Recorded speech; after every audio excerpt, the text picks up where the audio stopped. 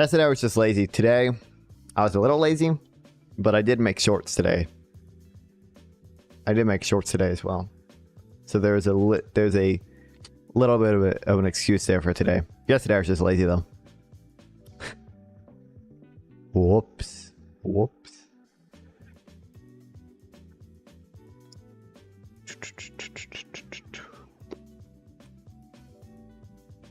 Speaking of filming shorts, whenever I do that, I have to move my tripod to, you know, film vertically. So I might have to finick with my camera a little bit.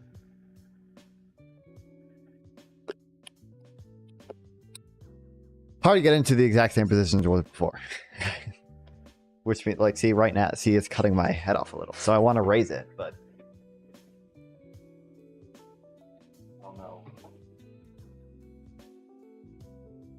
I don't know the exact position I had it in before. There's no markings or anything, so it's hard.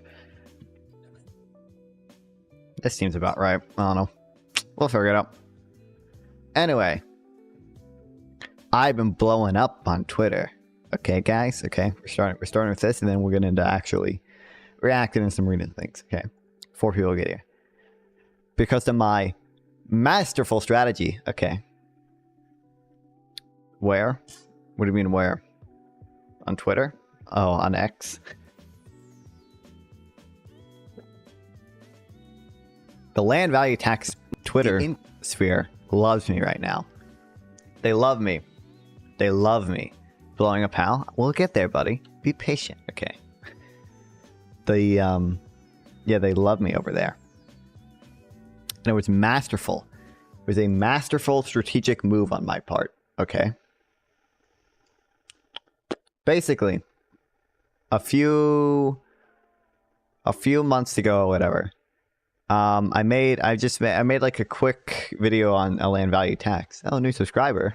Thanks for the sub, man. I don't know if he's watching or not, but let me see if I can find it real quick. I made a short little YouTube short, literally 60 seconds. Here we go.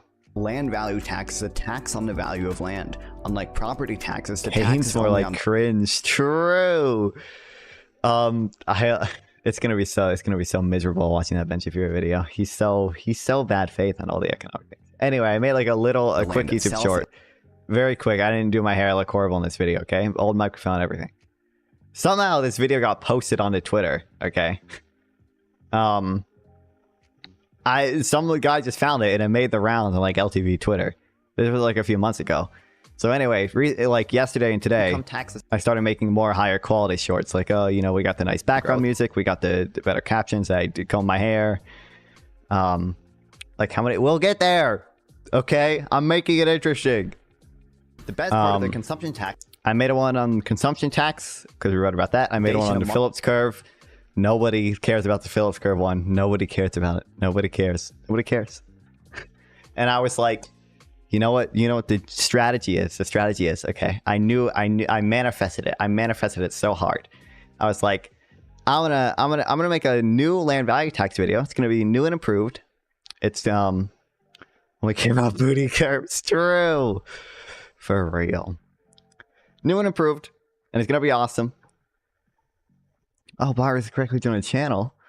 And I mentioned the people who posted the first one. And of course, my genius strategy, it did work. It did work. It has gotten reposted by so many LTV Twitter accounts. But here's one that doesn't. It's so nice. Most taxes. Here's a video. It's a good video. Present a trade-off between efficiency and equity. But here's one that doesn't. A land value tax is a tax on the value of land. Generally, when you tax something, you get less of it. But new land can't be made, and land can't disappear. Its supply is fixed. In economic terms, it is perfectly inelastic. That's why a land value tax is considered to be such an efficient tax. It simply can't cause the same type of distortionary effects that other taxes cause. It does, however, discourage land speculation and land banking, which is currently how many rich people build and maintain their wealth. At the same time, by taxing land and not property, landowners are incentivized to develop the land productively since their tax base remains the the same, regardless of what type of building or how many apartments are on the land. In other words, you're going to incentivize the building of affordable housing. Furthermore, there's a strong moral argument for a land value tax. No one who owns land... I got it, by the way, I didn't realize how much better... in order to film these videos, like my monitor can raise up. So like I raised my monitor up to be what I thought was closer to eye level with the camera, but it still looks like I'm looking down so hard. I didn't realize how much better it looks actually looking to the camera itself. I gotta start memorizing my fucking lines, which is gonna be annoying. Responsible for its value. The land itself predates human society, and the value comes from the surrounding community. Therefore, it's unfair to collect economic rents from land, and instead they should be taxed away and redistributed to society with some type of basic income. And now I've been reposted by 23 Most people. taxes present a trade-off between... Shut the fuck up. Okay. My masterful strategy worked. I'll post engagements. Look at all the reposts and quotes. We crossed it. We crossed the language barrier. A kid gives you in a minute or 2 seconds a treatise on what the world needs. There is hope. Not all is lost. Hell yeah. Yeah, we got reposted by Micah. No big deal. No big deal. No big deal.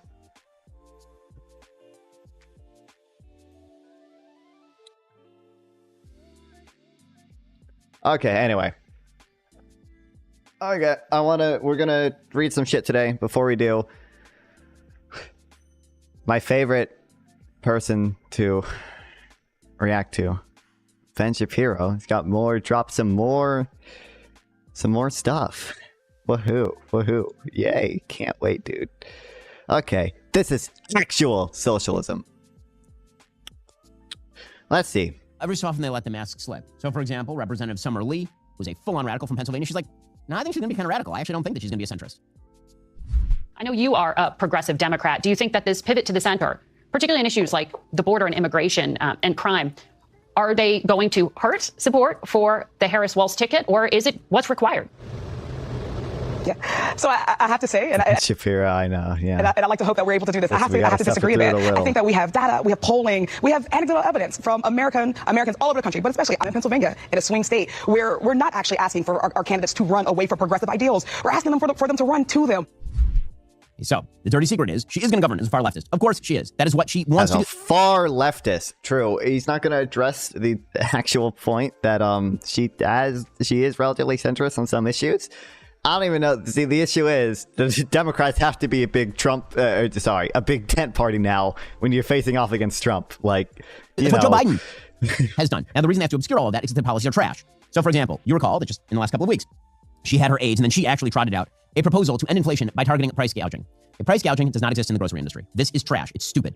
The actual profit margin in the grocery industry. I mean, she clarified. What she was calling for was not, I guess he just said price gouging, was like not strict price controls. It's like going after companies that have like monopoly power and try to use that. That is rarer in the grocery industry, but it happens. There was that case where egg companies were involved in a price fixing scheme back from 2004 to 2008. I think there were everyone remembers the egg one for some reason. I think there were a few other cases though where like this happens. Yeah. Somewhere between 1% and 2%. This notion that somewhere in the back room, the folks over at Ralph's and at Publix are gathering together to jack up the price of a loaf of bread to $100 is absurd. It's ridiculous. It's unbelievably stupid. But here are Democrats who endorsed her price gouging plans because this is the way that it works. She says something dumb. The entire Democratic Party then rushes to defend it.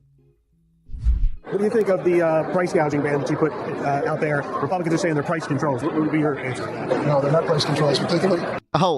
He's actually refuting it. It's like the profit margins in making food companies. What would be your take? Okay, what a profit margin point. I think what Tom was trying to say and what she has said basically is how do we deal with the issues of inflation and how do we keep food prices down? We've made great progress on inflation. Yeah, it's not price controls. I mean, actually it was a Republican idea. Wage and price controls goes back to Richard Nixon. This is not that. Look at them trying to spin it. They're trying to spin it. They're trying to spin the price gouging. We totally endorse what she says. I mean, it's really stupid, but we endorse what she says. I mean, they're just trying to get inflation under control. Folks, our friends in Israel need our help now more than ever. If you're looking for do they, Ben? Oh, I bet they do. tangible way to support the Holy Land, you need to check out Artsa Box. Artsa brings the essence of Israel right to your doorstep. Every 3 months, you receive a carefully curated collection. of authentic Israeli products. A treasure trove of handcrafted gifts. Authentic Israeli products. Artwork, delicious foods, aromatic spices. Does this really? How does this support? More. It's like taking a journey through the land of the Bible without even leaving your home. Here's why Artza is really special. With tourism at a standstill and many Israelis displaced, your subscription directly supports small businesses and charities in Israel. You're not just getting amazing products. Oh, small businesses and charities. Okay, great, and importantly, it's a blessing for the people of Israel when they need it the most. Head on over to Artza. Blessing for the people of Israel. Phenomenal. Okay. Ben 10. Support Israel in a tangible way. Get your Artza box today. Here's the problem. The minute they actually get called on the policies, they fall apart. So Senator Elizabeth Warren. Elizabeth Warren is just an amazingly tragic story of what happens when... By the way, Kamala is specifically, I don't know for sure if he's going to draw this comparison, okay? It won't surprise me at all if he does. I think Elizabeth Warren did introduce like some price gouging ban before. Elizabeth Warren price gouging ban. And Kamala, I think, has specifically said that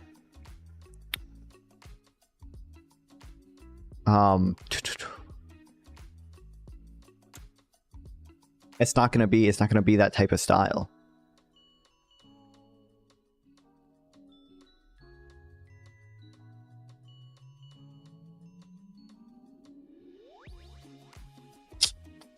God, I'm pretty sure what's it on no opinion?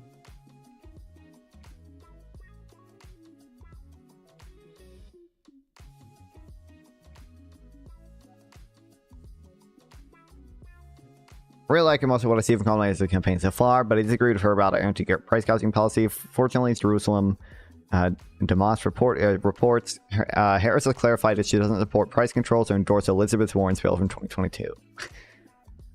When I asked the Harris campaign for clarity, a senior official told me that Harris was not supporting price control. Fuck, I forgot to turn the music off. Every time. Not supporting price controls, nor would her proposal go after price gougers. Price gougers apply beyond food and grocery stores. After some prodding, the official confirmed that this meant Harris had not endorsed the Warren-Casey bill. When an interesting person goes into politics. Because Elizabeth Warren, if you go all the way back to the early 2000s, she wrote a book called The Two-Income Trap, which is kind of fascinating, in which she, for example, suggested there should not be universal pre-K, in which she suggested school vouchers. And then she decided to run for senator from Massachusetts and run as female Bernie Sanders. And she's been doing that ever since, while also pretending to be Native American, of course. Well, she was questioned on CNBC about her price gouging proposals, which of course are incredibly stupid. And here's CNBC's Joe Kernan just ripping her up. It's not good policy, and it could actually do more harm than good. And I can paint you a picture of how that would work and how it's worked in the past, where we tried to artificially in the USSR there are bread lines. Hold prices down. Say it. Competition doesn't come in. People don't, like if beef is too high, people don't move the chicken. The competitors don't come in to undercut where the beef prices are. Nothing works when you try to artificially control prices. It's just a supply and demand issue. It's a flawed idea. So did you have a question here? Damn. We yes, didn't get why the would you red propose lines. a flawed idea when the real problem, so let me if you really want to help the middle class, if you really sincerely want to help people having trouble at the grocery store, it's not price gouging that's the issue.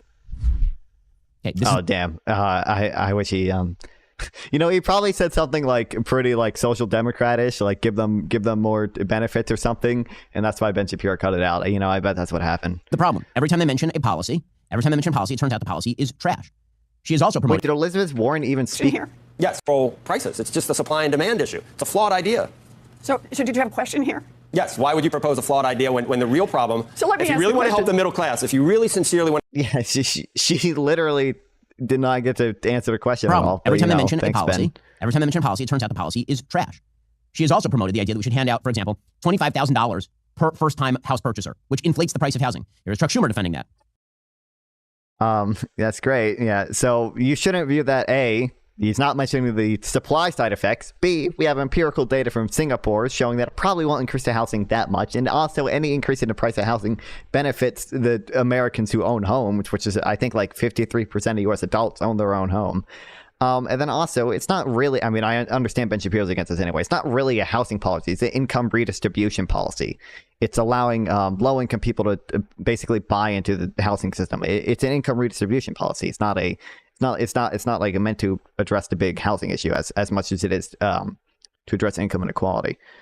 Ben Shapiro's obviously going to be opposed to that anyway, but... Senator Schumer, what's your message to Gen Z?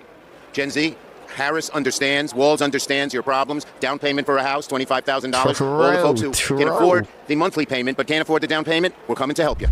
Free money. Free money. That's the campaign platform. Don't worry. It's not going to cause inflation. Free money. Meanwhile, it turns out...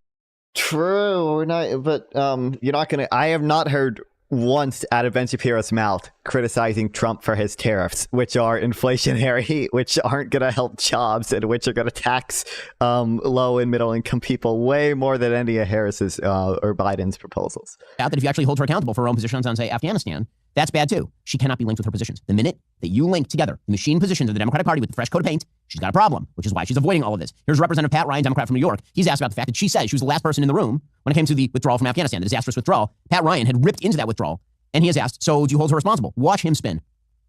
The vice president says she was that last person in the room on that decision. Is that failure also hers? We've got to stop assigning partisan blame on fundamental things like national security.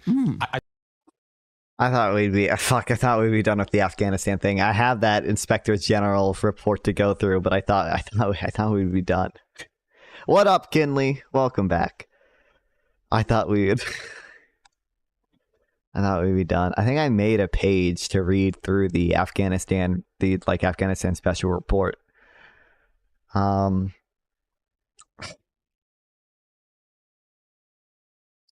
I might have deleted it just because I thought it wouldn't be an issue anymore. Bennett's dumb.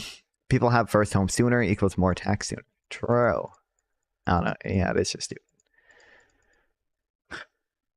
But I don't even care if he criticizes a policy, okay? I made a fucking dumbass tier list video of the policies. I think I put the housing subsidies in C tier or whatever. Okay? it's fine to criticize them. But you know what I also did in my video? I put the building more homes in S tier. I mentioned that. That is but he doesn't. Oh, it's in the orange brand bad part. How many pages? Is this 70 pages? Oh. I don't want to. I just want to read about monopsonies and wage setting, and I want to read about I want to read about means testing. I want to read about worker co-ops, and I don't care about this. I don't care. I think the decision was I think the decision to leave Afghanistan was overall a good thing. Maybe he didn't execute it correctly. I honestly don't know enough to. I just want to read about Minecraft for real. I don't know enough to say one way or the other. But I like it. It's just so inconsequential compared to any other thing. I said it as an American. I said it as someone or anything that Trump has done. So who served in combat, who had friends that served in Afghanistan. If we can't make mistakes and wrestle with that with a little bit of space to do better in the future, how do we expect to continue on the next 250 years as this great country that we are? It's just pathetic. Again, the minute they're called on their positions, they have to either reverse the position or they have to spin like crazy, which is why Kamala doesn't want to answer any questions whatsoever. For example, Bernie Sanders yesterday, he is asked about the fact that suddenly Kamala Harris is strong on the border. What the hell happened? We had 3.5 years of wide open borders and you guys talking about decriminalizing border crossings. Kamala Harris, when she was a senator, voted against federal law preventing sanctuary cities and sanctuary states. Kamala Harris, while she was vice president, openly talked about. Is that really the issue that we have with the border, Ben Shapiro, is sanctuary cities? Libertarian Ben Shapiro is now having issues with sanctuary cities and not any of the other. I mean, they're probably much more fair policies to criticize Kamala Harris on Kamala Harris. I mean, the borders are mean. She was just tasked with the fucking diplomatic shit. And she seemed to have done. I mean, she went to all these different countries and she told people not to come and got them to fucking sign agreements. But about decriminalizing border crossings. And here is Vice President Harris now. She's now switched her position. Now she's a border hawk. If you watch her commercials, not only is she a border hawk, she shows herself with Trump's border wall. Bernie Sanders is asked about this. Watch him spin. We have a crisis at the border, and we've got to make sure that fentanyl does not get into this country. We have to crack down on illegal immigration. But what we need is comprehensive immigration reform. I mean, you got God knows how many young people in this country, as a result of DACA, who deserve to gain citizenship. We need skilled workers, and we need workers in this country. A lot of labor shortages all over America where immigrants can play an important role. So keeping people from illegally entering the country obviously is the right thing to do. Wow, now it's the right thing to do. Look at that. They all just flipped their position. Well, the good news for the Democrats, they can always count on the media to cover for everything. For literally everything. Very tired of the lies and the twists of the main. Oh, we're about to watch this one too. I don't think any conservative has a great understanding of immigration law. I don't even know. I feel like when I was in fucking 8th grade, I was literally talking to people making the point oh, illegal immigration isn't good, but we need to make it easier to legally immigrate. That's how you solve illegal immigration. We need like some type of comprehensive reform. I'm pretty sure Democrats have always had that messaging. Rep stopped the asylum seeker bill for Trump to run in it. Yep. Republicans. Yep.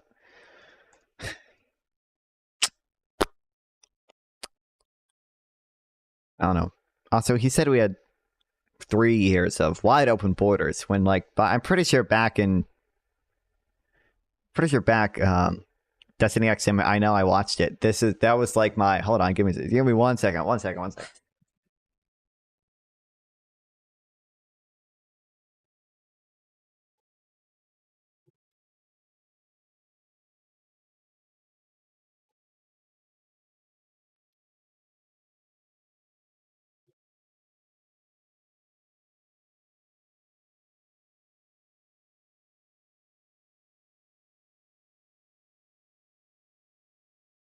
Just a little bit here.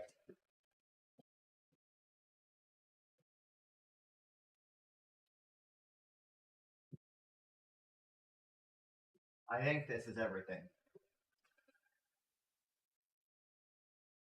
Oh, what the? Oh, it's the wrong thing. Okay, hold on. Some may accuse me, potentially, of being a Sam Harris fan. There is a chance I might have read, just a little bit of his works, and maybe some might say that.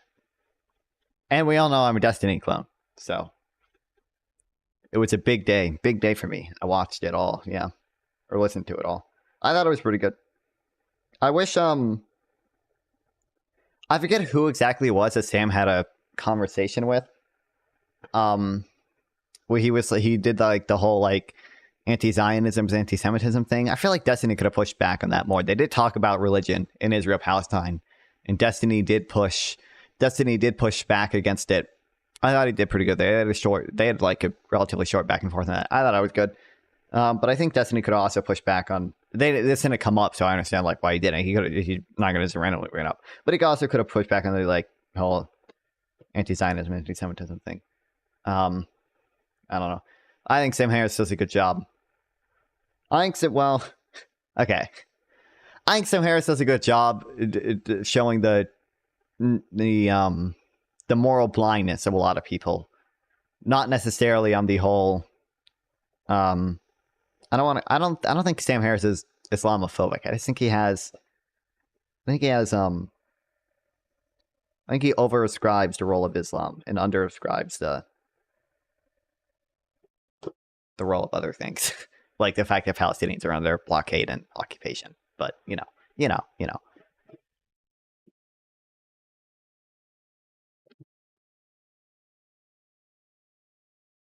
I think there was actually a debate that Sam Harris was in where he got caught off guard by the fact that there are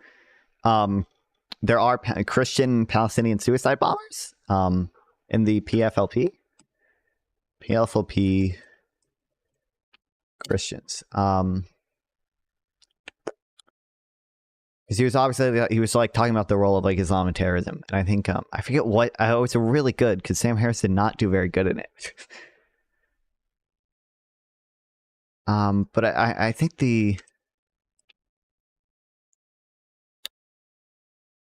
there are Christian suicide bombers in the PFLP.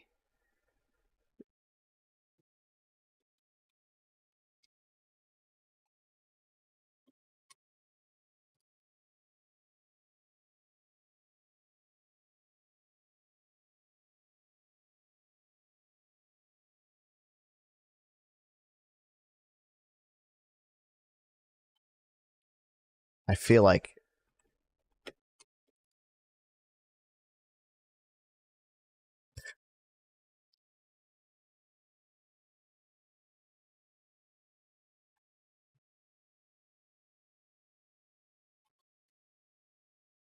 okay, I don't know. Maybe. Well, hold on. Let me ask Perplexity first.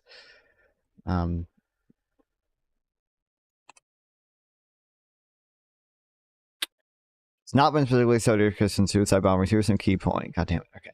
I feel like I'm not gonna. I don't remember who he debated, so I'm not gonna be able to find it. God fucking damn it. Okay, Christian suicide bombers. Palestine. I feel like a very specific. I feel like I remember it was Palestine. Maybe it was a different country. There's no specific information about Christians who. Okay, goddamn. Well, fuck it. Goddamn. Maybe Sam Harris is right about it. Okay. I watched maybe 30 seconds of this video in total. I just was skimming through it. He does the whole Austrian business cycle thing. So let's pull up the notes on that. I don't like it. He might make some good points in here. I don't know. I need to read general theory at some point. That's what I need to do. He called it. I think he called the writing style boring or something. Which I don't know. I mean, it's like an economic. Of course it is, but you know. All right. It's the Roaring '20s in America, an age of miracles, an age of art, an age of excess. Goodbye. But no more. Now the '30s have begun, and there is a new word: depression. What caused the Great Depression? And could it happen again? It's one of the great puzzles of economics, and one of the most important questions in history. It's important because depending on what you think caused the Great Depression, you might structure an entire economic policy around avoiding such a situation again. And indeed, where's the pancake? I need the. He mentioned the whole. Well, he mentioned Audrey's business cycle theory. I want the pancake analogy. Where is it? That's precisely what has happened over the course of American history. In the desire to prevent another Great Depression, our government has grown in unprecedented ways, ironically setting the stage for a great stagnation still to come. There are essentially three main theories as to what caused the Great Depression: the Keynesian theory, the monetarist theory, and the Austrian theory. John Maynard Keynes, born in 1883, is perhaps the most influential economist in modern history. His book, The General Theory of Employment, Interest, and Money, fuck, I don't know enough about the Great Depression and know specifically how it caused it, but you know. Is a nearly unreadable tome with a seductive central thesis that a free market nearly unreadable tone left to its own devices does not create full employment, but that by increasing demand. Based and true. I don't think anyone honestly disputes that anymore because everyone, I'm pretty sure everyone at this point has come on board with nominal and real rigidities. So demand in the marketplace via government pumping, full employment can indeed be achieved. According to Keynes, the problem of the Great Depression was secular stagnation. People apparently stopped wanting to buy things. Normally, the idea is that if consumption falls, savings rise. When savings rise, interest rates go down as banks need to pay people less for storing their money. When interest This is a thing people do a lot. Keynes' point is the paradox of thrift. The reason why they call it a paradox is because although individual savings increase, right? If consumption falls, individual savings increase, total savings actually decrease. That's the whole point of the paradox, because it leads to a decrease in aggregate demand, which decreases total output, which in turn will decrease total savings. That's the whole point of the paradox. The paradox states that an increase in autonomous savings leads to a decrease in aggregate demand, and thus a decrease in gross output, which will in turn lower total savings. The paradox is, narrowly speaking, that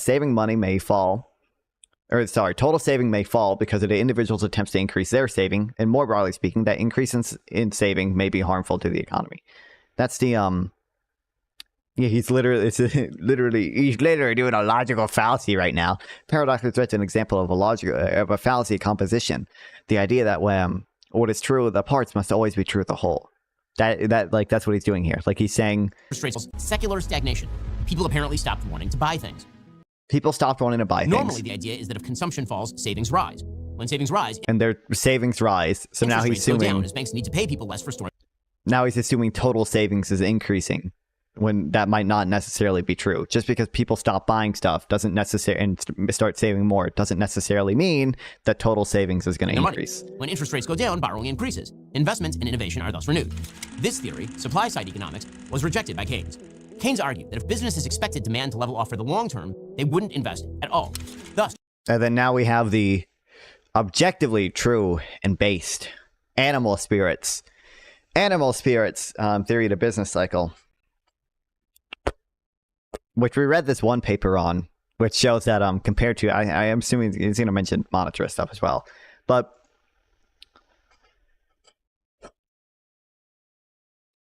the Keynesian model, at least from this one study, seemed to be quite a bit better than the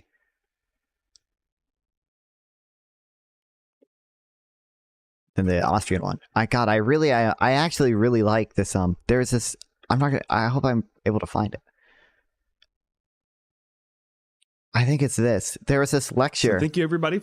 This guy actually gives a really good explanation of the Keynesian cross. Spending, investment spending, and government spending, and also net exports. But just for our purposes today, I'm just going to assume a closed economy. So consumption spending is C, investment spending is I, and government spending is G. The first graphical model of using this equation was called the Keynesian cross, or the income and expenditure model. So you take those three components of expenditure and you stack them on top of each other. And that gives you the total level of expenditure in the economy. So you have consumption spending, and then you add investment spending, and then you add government spending.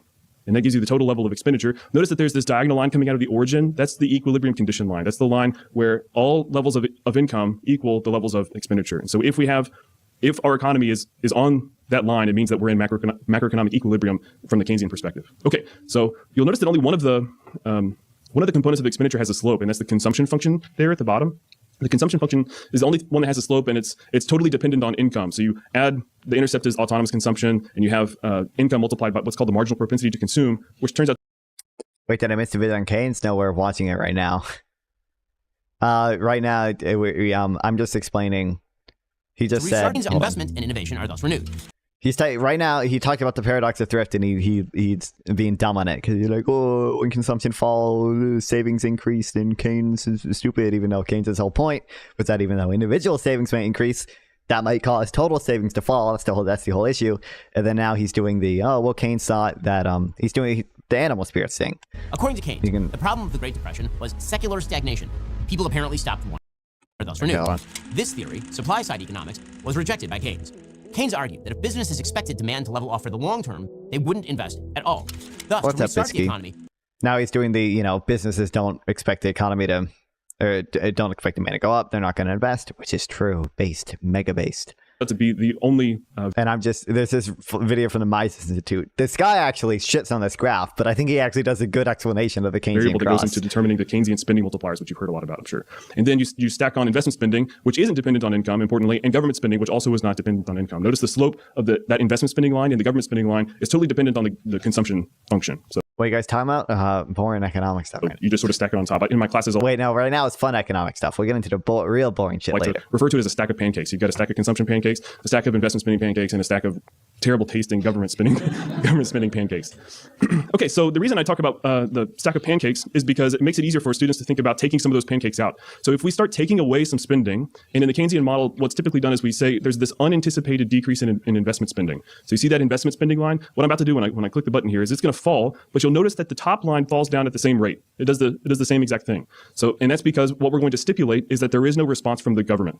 There's no government policy that steps in and says we're going to change the way we're spending because of the change in investment spending. So watch what happens when we have an unanticipated decrease in investment spending. This is literally the Great Depression right here, guys. Spending. Well, it wasn't very smooth. So they both fall together and the economy collapses. And the reason for that is because of a very important Keynesian assumption that's put in, and that is that wages are sticky. Everybody's heard of this, the whole sticky wage. Wages are sticky. I don't think anyone seriously disputes that wages are sticky anymore. At least not to my knowledge. He keeps suggesting that it's silly. How does this work? It's like how does what work? If you really want to donate, you click on the guide, and the guide tells you how to do shit, and then you donate here and type in like this. Or you don't have to, but yeah, he's calling this graph stupid, but it's actually one of the better explanations of the Keynesian cross that I've heard. Interesting. And so since wages are sticky, if we have a decrease in spending, which means that firms are receiving lower revenue, firms still have to pay those higher wages or those stuck wages. And so they decrease output, but then they can't lower the wage so that they can have full employment at the new lower level of spending and the new lower level of output. So there's this inherent mismatch. There's these inherent persistent disequilibria in labor markets because wages are stuck at too high of a level for whatever reason. There are a few reasons that are offered, like maybe there's a psychological reason workers don't want to accept a lower wage. There are maybe legal. I feel like Krugman, I guess.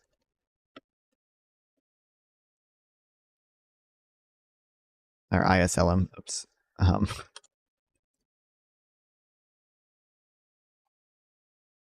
feel like it was in one of these videos. Krugman gave some good empirical evidence for sticky wages. Wage stickiness. Here we go. On slides. They've been doing some great work at the San Francisco Fed, looking at the distribution of wage changes. And what you find out is that there are a lot of individuals for whom the wage change from last year to this year is zero. Just zero. And it turns out when the economy Have you tried Deadlock or Monkey? No. is depressed, a lot higher fraction, precisely zero. That's exactly what you'd expect to see if what's happened is a depressed economy, lots of unemployment. In a way, in terms of supply and demand, wages should be falling, but I know. Wages. So that's, we've got very direct evidence of wage stickiness. We also have a bit of evidence from the catastrophe that is Europe. So this is from Alan Taylor and Kevin O'Rourke paper on the crisis in the Eurozone. And looking at the countries that are a mess, the blue lines are employment, the red lines are private sector wages.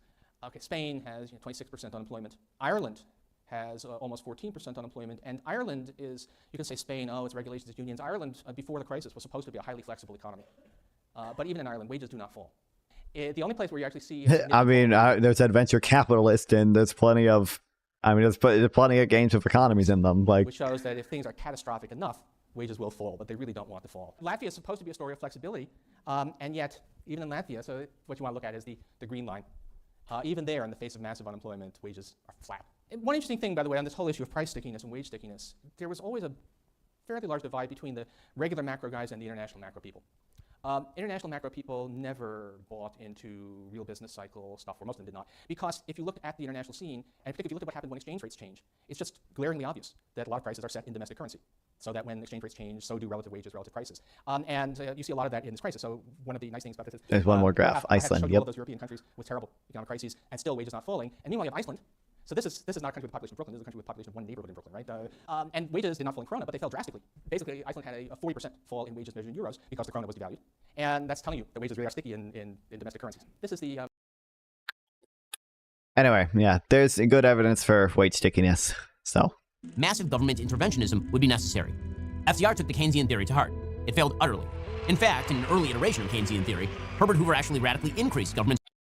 Can we stimulate which system brings the most prosperity? Wait, ads. I mean, listen, we'll get there one day with the AI shit. Hoover on his own agenda in 1932. We might have done nothing. That would have been utter ruin. I'm pretty sure FDR had like the highest GDP growth out of any president, right? Wasn't it at like 10% for his term or whatever? Instead, we met the situation with proposals to private he's talking about Hoover right now, but of the most gigantic program of economic defense. I feel like FDR's New Deal worsened a prolonged Great Depression. I feel like FDR had really high GDP growth. I feel like I remember that. Ever evolved in the history of the Republic. In 1929, the federal budget was $3.1 billion. By 1932, but all we care about is the deficit. Okay. $4.6 billion, a nearly 50% increase. Hoover also participated. Herbert Hoover never radically increased government spending. Paid it in subsidy. Two, he'd increased it to $4.6 billion. 4.6. Wow. I guess that was probably a lot bigger in terms of percentage GDP back then. Am I misremembering this? I feel like FDR had a really high GDP growth.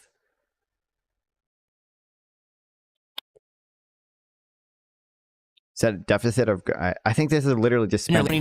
The federal he just said budget. He didn't even say deficit. In the history of the Republic. In 1929, the federal budget was $3.1 billion. By 1932, he'd increased it to $4.6 billion, a nearly 50% increase. Hoover also participated in subsidies to agriculture on a massive scale, tried to pressure firms not to cut workers and wages, forced the government to pay above market wages for federal projects. Hoover also pursued government-sponsored loans to states and banks. Hoover even pressed enormous tax increases. FDR doubled down on Hoover's policies. This vicious tightening. I want to see what the debt was though. Yeah, I don't know. I mean, debt to GDP, Fred. It was definitely high during the Great Depression, but like, oh, it only goes back to 1960. Circle of our declining national income had to be broken. We accepted the final responsibility of government to spend money when no one else had money left to spend. That's a GDP 16%, 17%, 22%, 34%. It's not even that high. The result was, according to professors Harold Cole and Lee Ohanian of UCLA's Department of Economics, an economic depression prolonged by at least 7 years. According to Cole and Ohanian, quote, President Roosevelt believed that excessive competition was responsible for the depression by reducing prices and wages, and by extension, reducing employment and demand for goods and services. So he came up with a recovery package that would be unimaginable today, allowing businesses in every industry to collude without the threat of antitrust prosecution, and workers to demand salaries about 25% above where they ought to have been given market forces. I mean, that, yes, would be unimaginable today, but you know what else would be unimaginable today, Ben? Liquidate labor, liquidate... Well, what's the quote? Purge the rottenness out of the system. Liquidate labor, liquidate stocks, liquidate the farmers, liquidate real estate. That, according to Herbert Hoover, was the advice he received from Andrew Mellon, the Treasury Secretary, as America plunged into depression. Oh, Krugman.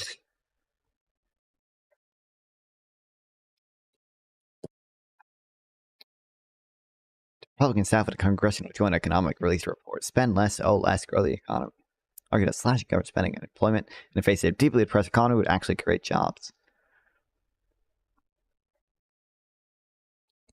I feel like he literally said, like, purrs are running out of system. Debt to GDP is kind of weird because GDP was falling massively. Well, yeah, but I don't know. I feel like I would still care about it more than the nominal value of the debt. But, like, you should. You should be increasing the debt to GDP ratio during a depression. That's something you should probably be doing. The economy was poised for a beautiful recovery, but that recovery was stalled by these misguided policies. By artificially inflating both prices and wages, the New Deal policies short-circuited the market's self-correcting forces. Then there's the second theory of the Great Depression, the monetarist theory. In their classic 1960s... Fucking hell, I'm not... Oh, Milton Friedman. I'm not gonna... I don't have enough background knowledge about the Great Depression to specifically know whether the monetarist version is right. We'll have to read more on it later. Damn. 63 book, A Monetary History of the United States. Milton Friedman and Anna Schwartz suggested the Great Depression was caused by a drop in the stock of money. Banks began calling in loans in order to pay off their depositors, thus sucking liquidity out of the economy. This lack of monetary supply, they argued, led to a massive contraction as people hoarded the money they had. In the aftermath of the collapse of Keynesian theory of economics, thanks to stagflation in the 70s, in which money was injected into the system only to lead to high levels of inflation and economic stagnation, the monetarist theory became the way of the world. It remains the basis for Federal Reserve policy today, which seeks monetary stability. The final theory of the Great Depression is the Austrian theory. Okay, well, that was a really short explanation, but I mean, like, what's funny is that Ben Shapiro fucking, like, all I've seen Ben Shapiro do, like, for the past, for the past, like, I guess I wasn't really watching Ben Shapiro 2 years ago. All I've ever seen Ben Shapiro do is, like, rant about how bad increasing the money supply is to, because it's increasing inflation. He's like, Democrats are injecting $500 billion trillion into the money supply and it's increasing inflation. But now he's saying it's good to do that. This lack of monetary supply, they argued, led to a massive... So I guess he's not saying it's good. He's just explaining the monetarist theory. But I mean, contraction as people hoarded the money they had.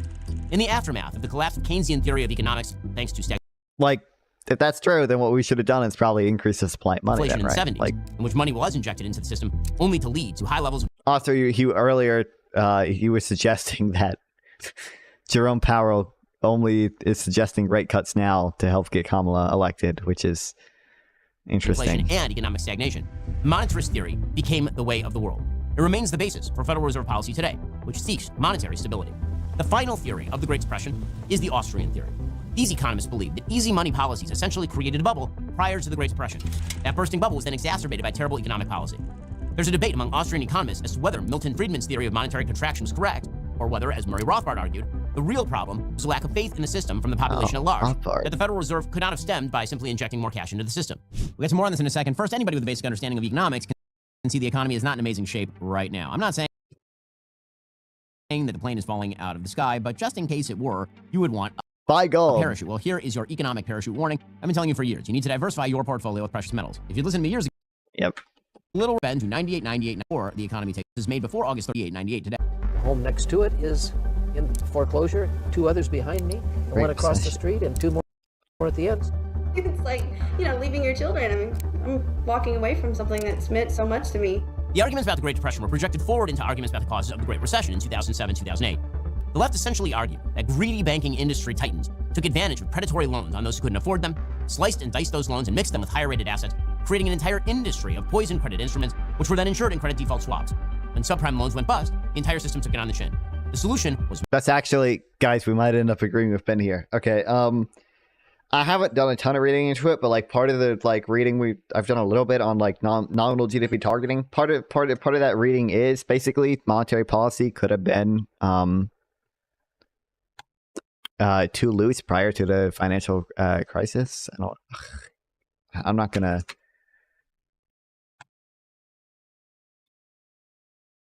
Remember exactly what he said, but I know Scott Summer has a lot of, or Scott Sumer, something like that. I think he did a lecture for the Adam Smith Institute, which we've listened to part of, where he talks about it.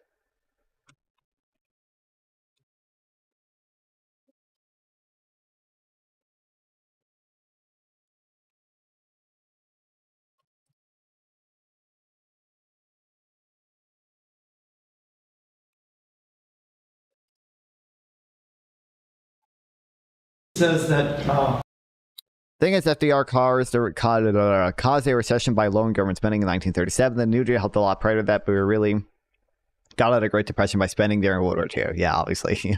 It's important to remember that FDR's treasury was a massive deficit hawk. Yep.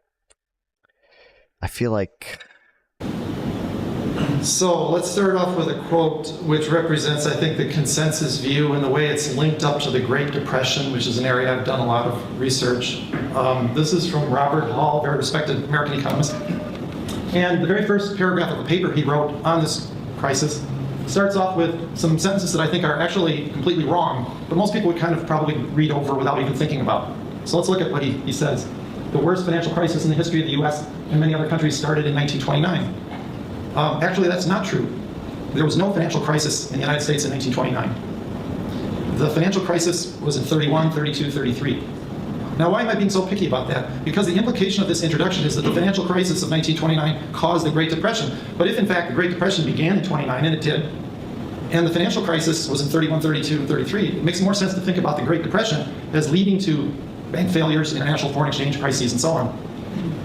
Then he continues, the second worst struck in the fall of 2008. Now that is true. That's referring to Lehman Brothers. Nice one, bro. Thank you for the 5 bits, Wise Kanye West. Which failed in September 2008, and the next few months were quite a bad banking crisis. And the Great Recession followed. Well, the Great Recession began in December 2007. Now, I will cut him a little bit of slack because the Great Recession was mild for the first 6 months. But if you look at the data, the U.S. economy pretty much fell off the cliff, and for that matter, the global economy. Right around June. I'm not tall enough to quite reach that peak, but that peak there is in June of 2008, and the trough, which I can barely reach, is December of 2008. And I'm going to refer over the next few minutes quite a bit to that 6-month period, because these, by the way, are monthly estimates of a private firm of GDP that's actually only officially computed quarterly. But you really need to look at the monthly estimates to get a sense of how dramatic the decline was, how rapid, and what a short period much of the damage was done in. June to December 2008. Okay. Now that's nominal GDP. By itself, that tells us nothing about the business cycle. I mean, the fastest growing nominal GDP over the last 15 years in the world was probably Zimbabwe. And they had a depression around 2005 to 10, somewhere there. So nominal GDP tells you nothing about the business cycle by itself. In the long run, real and nominal variables are unrelated. But it so happens that for many industrial countries, the US, Britain, Eurozone, in the short run, nominal and real are highly correlated. If I toggle back and forth between these graphs, you can clearly see the same sort of pattern. The nominal grows a little bit more because there's inflation included in nominal variables. Basically, nominal GDP growth is inflation plus real GDP growth. But in the short run, a dramatic change in nominal GDP will almost always show up in real GDP. And you can see real GDP also decline sharply. If we go back, if I had asked a bunch of economists, very prestigious mainstream economists, back in 2006, I'd shown them this graph and asked, what do you think would happen to the economy if nominal GDP did this because monetary policy was too contractionary? And also, I want you to assume there's no financial distress at all. No banking crisis, no financial crisis. If this happened to nominal GDP, a 4% decline over a year instead of a normal 5% increase, which is the trend in the US, meaning that a 9% gap opened up between actual and trend GDP. What would that do to real GDP? Most macroeconomists would say something like this, even if you told them to assume no banking crisis. So that's a sufficient condition. Now, this is what got me into blogging and why I'm here, I guess, indirectly. For years. Yeah, I think Ben Shapiro is probably going to argue that monetary policy was too loose, and that's what led to like a speculative bubble. We'll read about it a lot more one day. I think there's actually probably a better argument to be made that monetary policy was too tight leading up to the financial crisis. I've been teaching monetary economics out of the most popular textbook in the United States, written by Frederick Mishkin, who served at the Federal Reserve Board. And this is sort of some of the summary points he makes towards the end of the textbook that he really wants the students to be aware. Some will agree that nominal GDP changes real GDP in the short run. I mean, he said they're highly correlated in the short run. I don't know if he agrees that they change it. Let's look first at the first and third. It's dangerous to associate easing and tightening monetary policy with short-term interest rates. And yet I felt in late 2008, almost everybody I talked to was assuming Fed policy was very easy. When I asked why, they would say, well, because interest rates are very low. Third point, monetary policy can be highly effective in reviving a weak economy, even if short-term interest rates are near zero. Again, I would talk to people and they'd say, well, the Fed is out of ammunition. They've cut interest rates close to zero. There's nothing more the Fed can do. So I started to wonder, how is it that we've been teaching these ideas to our students for decades, and we didn't seem to believe them when a crisis hit? Are the textbooks wrong, or are what we are thinking now? Yeah, I don't know if that highly correlated was meant to imply that. I don't know, but how is that wrong? And I think the textbooks had it right. Now in the middle, Michigan points to the role of other asset prices. I mean, obviously, he's a monetarist. Like he said in the long run that they're not related to each other. So and what they can tell us about the stance of monetary policy. We're going to look at some other asset prices, and what we're going to see in a moment is that they were all signaling money is very tight. Everything except short-term nominal interest rates was signaling extremely tight money. Before I do. Yeah, I feel like I think I watched about half of this. And then I think I read one article from the Cato Institute about nominal GDP targeting. However, I am inclined to believe this guy more than Ben Shapiro, just because I know Ben Shapiro is probably not acting as good a faith. And they're both like I guess Ben claims to be a libertarian. Okay, they're both like libertarians. So I am equally skeptical of both of them. It's just that Ben Shapiro has proven himself to be more stupid. More government regulation, and for some reason, more subsidization of demand for things like subprime mortgages. The right argues that all of this was incentivized by governmental action via Fannie Mae and Freddie Mac. That the Clinton-era revision of the Community Investment Act led to bank regulators pressuring banks to make those subprime loans with the quiet guarantee. Well, he said in the long run they're always going to look the same, right? I think he said in the long run that they're completely unrelated. Variables. Basically, nominal GDP growth is inflation. More real countries, the U.S., Britain, Eurozone. In the short run, nominal and real are highly correlated. If I toggle back and forth between these graphs, you can clearly see same sort of pattern. The nominal grows a little bit more because there's inflation included in nominal variables. Basically, nominal GDP growth is inflation plus real GDP growth. But in the short run, a dramatic change in nominal GDP will almost always show up in real GDP. Will almost always show up. You can see real GDP also decline sharply. If we go back, if I had asked a bunch of economists, guarantee that if things went south, the government would bail them out. By the year 2000, Fannie and Freddie had been ordered by the Department of Housing and Urban Development to make half of their mortgage purchases affordable housing loans. Total CRA lending spiked from $8 billion in 1991 to... Hell yeah, 300 views. Why is the land value tax one doing the work? Oh no, it's just I guess I uploaded it more recently. $4.5 trillion in 2007. By 1999, only 45% of residential mortgage loans acquired by Fannie and Freddie were solid prime loans. As Senator Phil Gramm, former Republican chairman of the Senate Banking Committee, and Mike Solon, former economic policy advisor to Mitch McConnell, wrote, quote, "The people who destroyed lending standards by driving subprime lending blame banks, greed, deregulation for causing the financial crisis. But a review of banking laws adopted since 1980 reveals that not one single safety and soundness measure was repealed." We've risen from recession. What is the name? What is the name of it? Wasn't there literally I think it was like in the 90s, some restriction was repealed and then Obama had to pass it again. What was it? 2008. Glass-Steagall, yes, Glass-Steagall. Vert Gang, what's up? The Glass-Steagall Act. I don't know. Yeah, I don't know what that point was. I don't know enough about the government policy for subprime shit. But I know there were also issues with weren't like insurance agencies or whatever, like rating agencies, weren't they giving like these Glass-Steagall, not safety and soundness. I don't know. Who knows? Blame banks. Greed. I think he said. In 1999, only 45% of residential mortgage loans acquired by Fannie and Freddie were solid prime loans. As Senator Phil Gramm, former Republican chairman of the Senate Banking Committee, and Mike Solon, former economic policy advisor to Mitch McConnell, wrote, quote, the people who destroyed lending standards by driving subprime lending blame banks. Greed. Deregulation for causing the financial crisis. Glass-Steagall was one of them that prevented commercial investment banking. A review of banking laws adopted since 1980 reveals that not one single safety and soundness measure was repealed. Crisis. But a review of banking laws adopted. I don't know. I don't know if he's still quoting them. 1980 reveals that not one single safety and soundness measure was repealed. We've risen. But standards by driving subprime lending blame banks. Policy advisor to Mitch McConnell wrote, quote,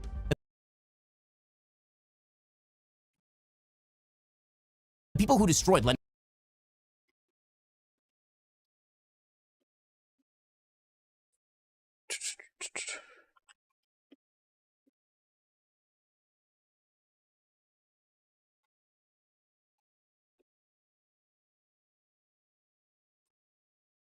Looks like Ben is trying to copy Johnny Harris style. Everyone is. I mean, well, it's just a popular style now. It's the YouTube game. By driving subprime lending.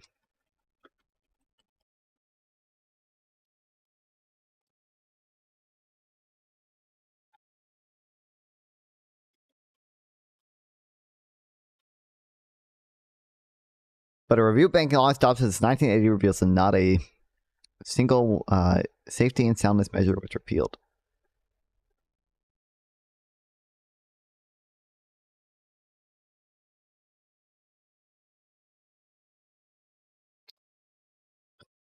It's just Phil Gramm saying this. I don't know. Yeah, I don't know. But what wasn't also the issue? A lot of like the AAA rating subprime weren't the like rating agencies literally like lying?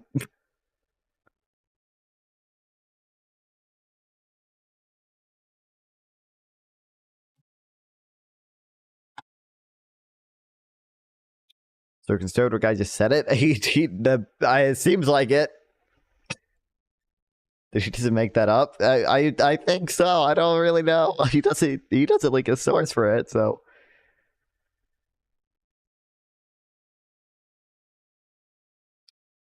why did rating agencies do a bad job? The conventional answer draws heavily on the fact that ratings are paid for by the issuer. It's a conflict of interest. Issuers could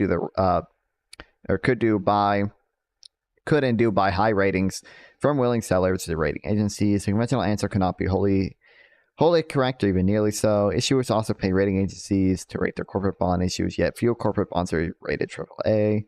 If rating agencies were selling for high ratings, why weren't high ratings sold for bonds? Moreover, okay, blah, blah, blah.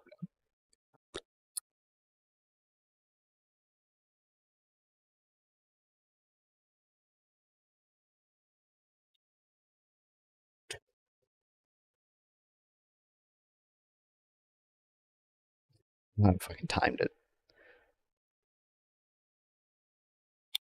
What is the alternative? There was indeed jockeying among the rating agencies for market share. Certainly the quote in the preceding section to indicate that there was some concern over competitive position, but the strong form view, predicated as is on the notion that rating agencies were really being paid for high ratings, is that they knew or deliberately avoided knowing that the securities didn't warrant such ratings, but gave them to preserve or increase their market share. Hypothesizes something very unlikely. That is, it hypothesizes the agencies were acting to their benefit in a very short term in a manner that would have been disastrous in a moderate term. Short term agencies would have preserved or increased market share. Moderate term was downgraded and perhaps default to highly rated instruments. There would be considerable loss of market share, perhaps leading to the agency's failure. Thus, it seems more likely that such shocking market share was occurring. What's being done against a backdrop of something broader, a general belief that it entered a brave new world in which risk had to overstate the case and which risk, to overstate the case a bit, have been conquered. Indeed, for the past few decades, many at Wall Street managed to persuade themselves that quaint or rocket scientists could develop new instruments that would offer rewards far greater than the commensurate risk.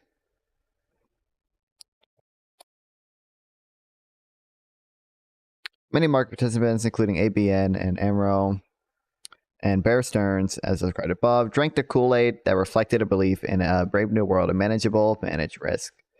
Many of them were indeed persuaded by the very high-tech instruments at issue in structured finance.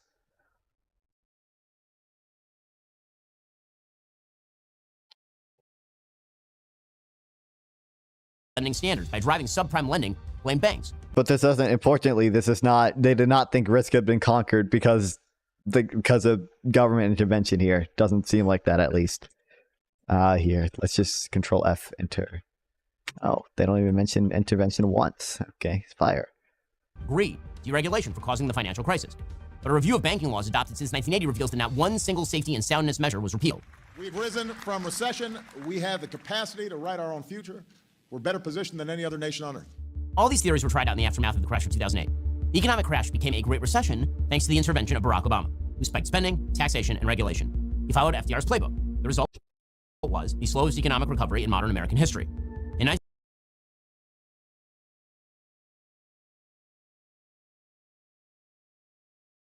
It was slow because we didn't spend enough. That's the thing, though. That's the thing. That's the funny thing is that yes, it was the slowest recovery in history because it also had one of the smaller bailouts in history. First of all, fucking compare the U.S. to any European country which stagnated for way longer. Like, God,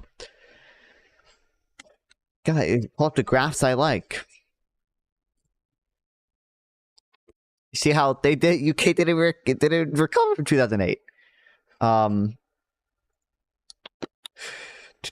Dude, have I lost my mind? The libertarians say loan, finance, securities, speculation, nothing to do with the Great Depression. Yeah, they've always said that because they're anti-interventionists. They don't. Yeah.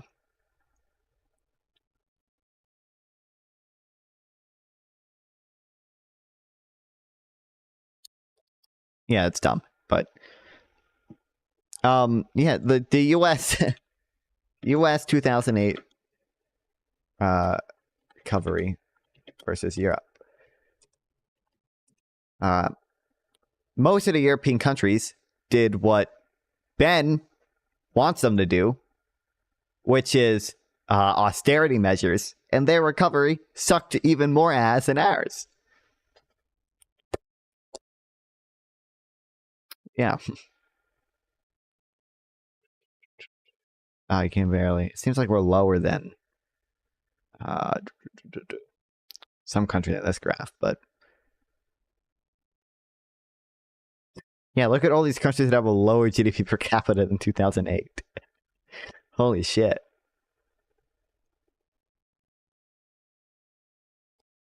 Seven-day rolling average. Oh, that's coronavirus. I don't know why that is there. But yeah,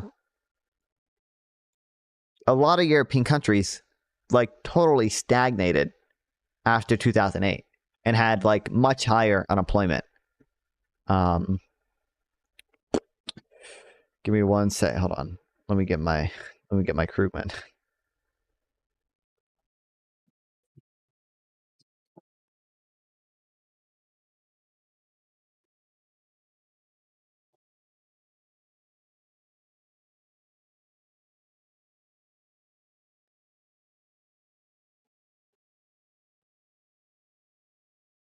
I think there's a graph in this book.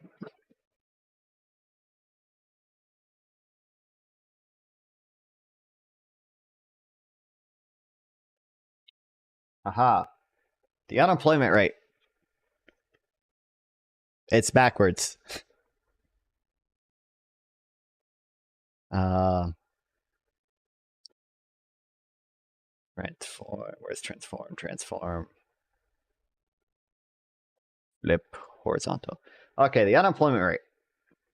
The early phase from late 2007 to early 2010, both Europe and America plunged into deep recession and experienced rapid and rising unemployment. The rise was sharper in the United States, where it's much easier to fire people than it was in most of Europe.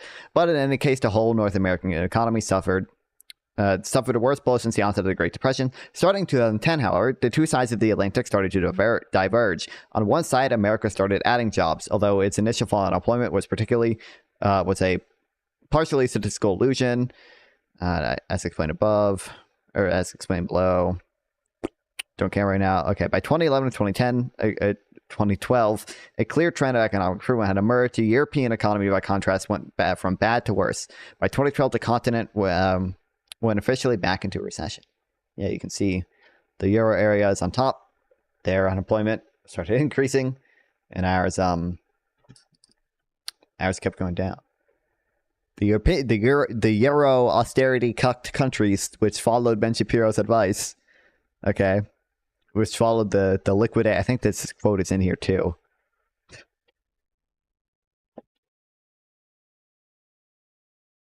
Yeah, we should just read this whole book on stream.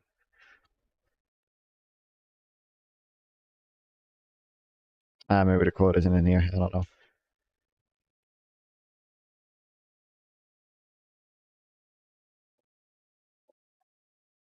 What book is it? This one is End This Depression Now by Krugman.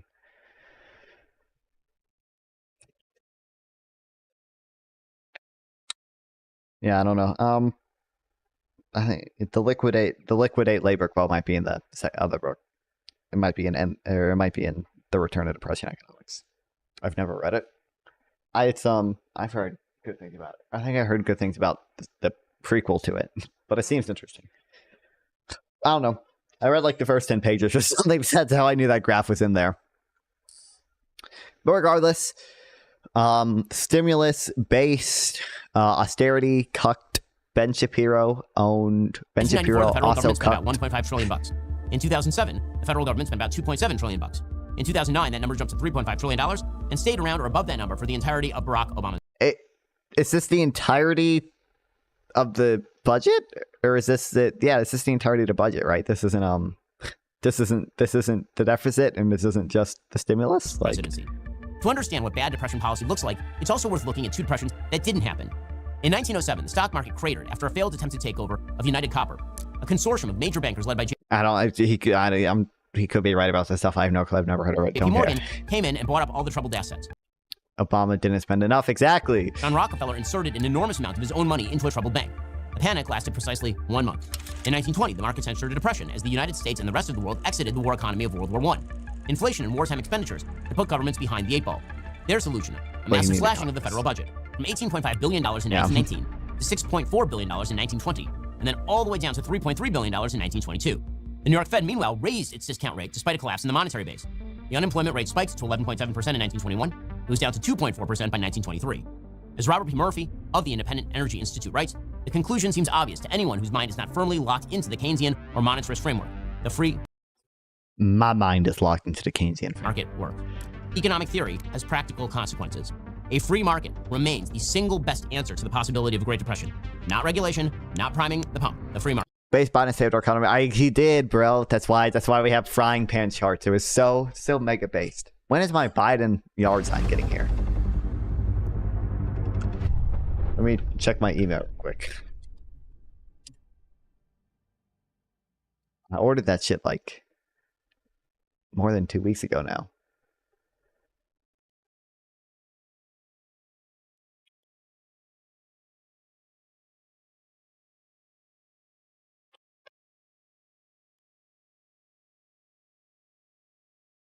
Biden's MMT pill, that's why he's incoherent. Check order status.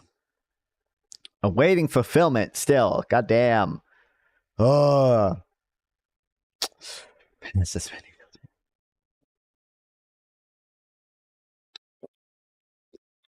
Another 15 trillion. Another 20, or what's it? The meme is 20 trillion. Another 20 trillion in stimulus. Base Biden moment. Another 20, yeah. 2 days ago. Another 20 trillion to old people.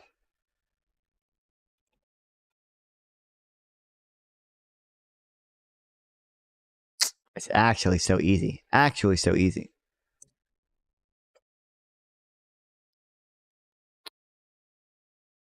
More people reposting. Give out GDP to Israel and fight the war there.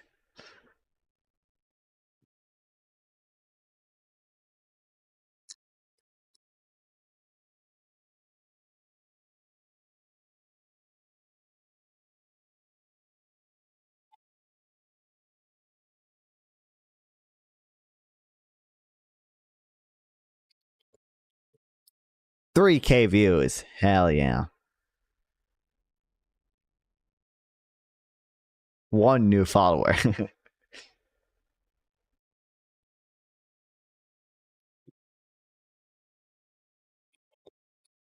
Elon might see it. I doubt it. The whole U.S. economy is dedicated to securing Eret to Israel.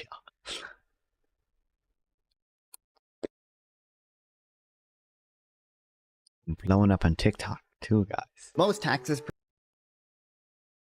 People like the Phillips curve one more on TikTok. I can't believe TikTok is a based Phillips curve hating platform. Okay, I don't care.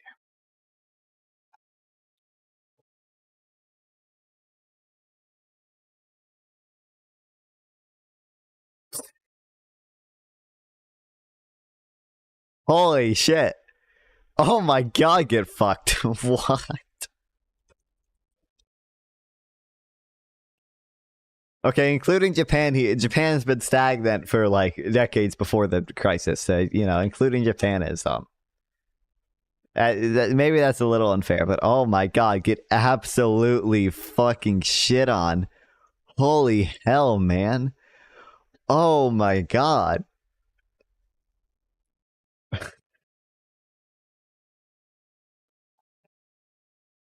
Holy shit. What a fucking joke.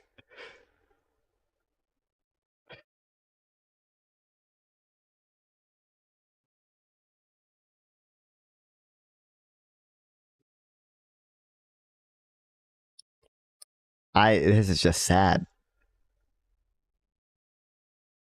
For Europe people, I know. This is just, it's so embarrassing for them. Same thing happened after COVID too.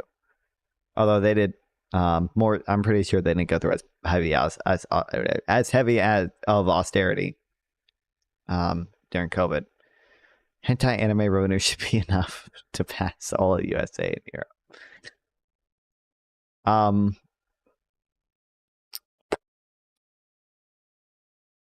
Japan number one. It's not quite there.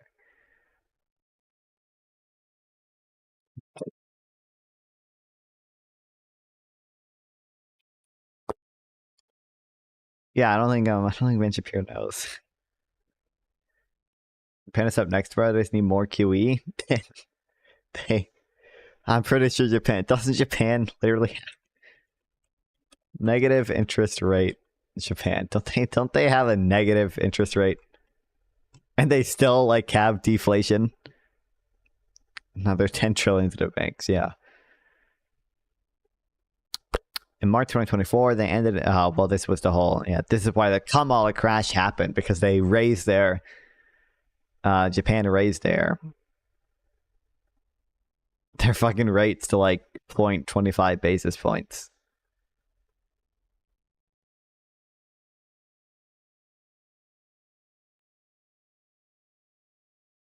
Yeah, but they had negative interest rates for a while.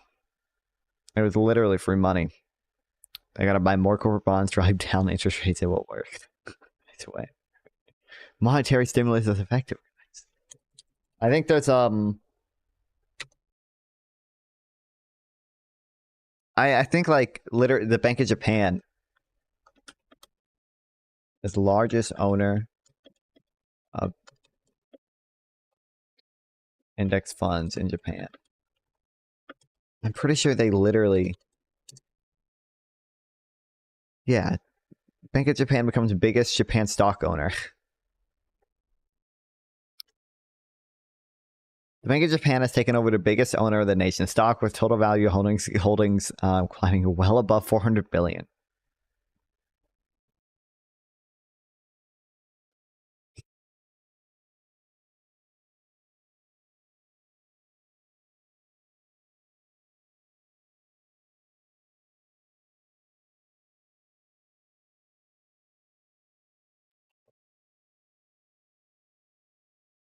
Japanese government is MMT pilled on monetary policy but not on fiscal policy, and they hate immigrants. They don't we read that like No Opinion blog article. It seems like they're more accepting of immigrants now. They don't necessarily want immigrants to stay. They just want immigrants to come and work and then leave. But it seems like they accepted a relatively decent amount of immigrants now, which is good and based and awesome pilled, awesome sauce pilled.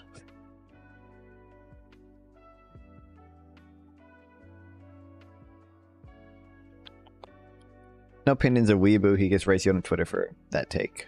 Okay. I think I don't know. I haven't seen any good counter to that, so. Good counter to the argument itself. Liquidate labor, liquidate stocks, liquidate the farmers, liquidate real estate.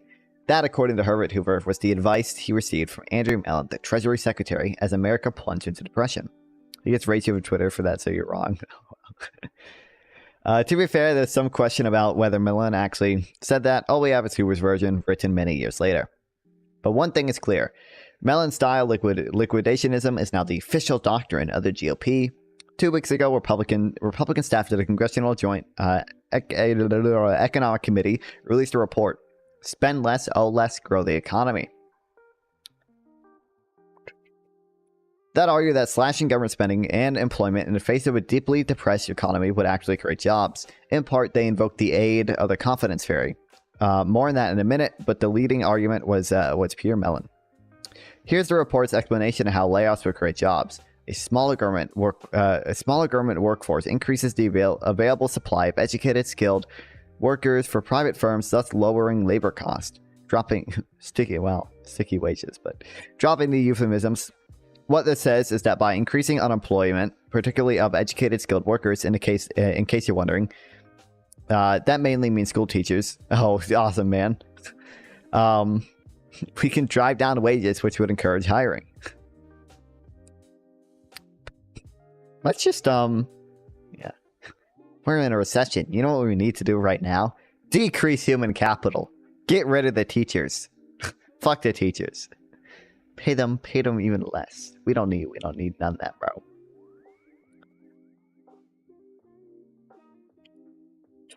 There is, if you think about it, an immediate logical problem here. Republicans are saying that job destruction leads to lower wages, which leads to job creation. But won't this job creation lead to higher wages, which leads to job destruction, which leads to I need some aspirin. I would love to be paid less if it means the line could go up a little more. Exactly, bro. Beyond that, why would lower wages promote higher employment? There's a fallacy of composition here. Since workers at any individual company may be able to save their jobs by accepting a pay cut, you think that we could increase overall employment by cutting everyone's wages. But pay cuts, as General Motors have helped save some workers' jobs and making GM more competitive with other companies whose wages costs haven't fallen. Hold on, I read that wrong. But pay cuts at, say, General Motors have helped some workers' jobs by making... Okay, yeah, okay. There's no comparable benefit when you cut everyone's wages at the same time. What's up, Collision? Welcome back. Line going up is more important than healthcare, food security for my child. True. Oh, I didn't even realize you were the one. I thought it was Copeland O'Kay sending that first message. Sorry. Should have welcomed you back sooner. Point is, I noticed eventually. In fact, across-the-board wage cuts would almost certainly reduce, not increase employment. Why? Because while earnings would fall, debts would not. So a general fall in wages would worsen the debt problem that are, at some point, the principal obstacle to recovery. In short, Mellonism is as wrong now as it was fourscore years ago. Now, liquidationism isn't the only argument from the GOP report. The only argument the GOP report advances to support the claim that reducing employment is actually creates jobs. It also invokes the confidence theory.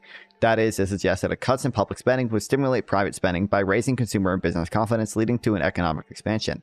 Or maybe suggest, isn't the right word, it insinuates insinuates maybe closer to the mark. For a funny little thing happened lately to the doctrine of the expansionary austerity, the notion that cutting government spending, even a slump, leads to faster economic growth. A year ago, conservatives gleefully trumpeted statistical studies that supposedly showing many successful examples of expansionary austerity. Since then, however, those studies have been more or less thoroughly debunked by careful researchers, most notably at the International Monetary Fund. To their credit, the staffers who wrote the GOP report were clearly aware that evidence no longer supports their position. To their discredit, the response was to make the same old arguments while adding weasel words to cover themselves. Instead of asserting outright spending cuts are expansionary, the report says that confidence effects of austerity can boost GDP growth. Can under what circumstances? Boost relative to what? It doesn't say. Did I mention that in Britain, where the government took that power last May, brought completely into the doctrine of expansionary austerity, the economy is stalled and business confidence has fallen to a 2-year low, and even the government's new, more pessimistic projections are based on the assumption that the highly indebted British households will take on even more debt in the years ahead. But never mind the lessons of history or events unfolding across the Atlantic. Republicans are now fully committed to the doctrine that we must destroy employment in order to save it. And Democrats are offering little pushback. The White House, in particular, has effectively surrendered the war of ideas. It no longer even tries to make the case against sharp spending cuts in the face of high unemployment. So that's the state of the policy debate in the world's greatest nation. One party has embraced 80-year-old economic fallacies, while the other has lost the will to fight it, and American families will pay the price. TikTok is a TikTok cucumber craze has Iceland in a pickle.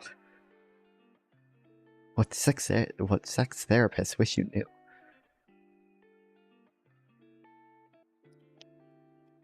Oh, I saw, by the way, Trump is likely backing out of the debate.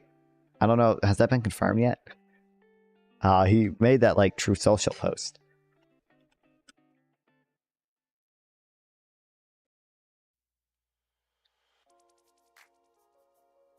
Not an ABC. Well, that was the debate they had scheduled, right?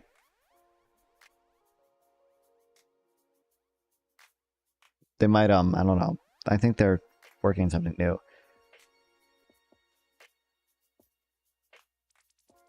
President Donald Trump negotiations between the two campaigns have hit an impasse over whether the candidates' microphones will be muted when it's not their turn to speak, according to 4 people familiar with the issue.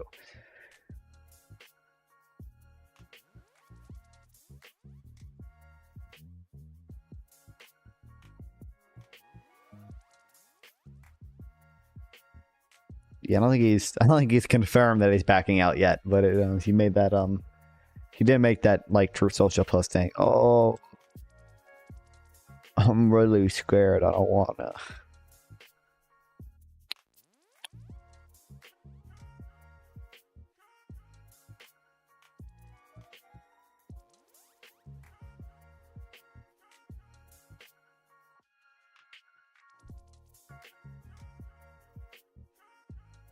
Oh, I'm not gonna be able to find it.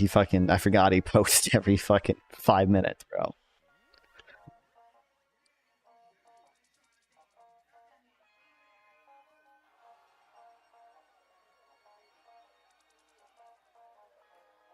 Falling against Kamala is looking very good. We spent all of our time and a great deal of money fighting crooked, though. Then they unceremoniously dumped him and threw in an even worse person, Kamala, a radical left Marxist. Okay, I don't know. Point is, he's probably backing out. And we'll see if they end up doing a new debate. Palestine officially submit a request to join BRICS. How is the ceasefire going? Progress made.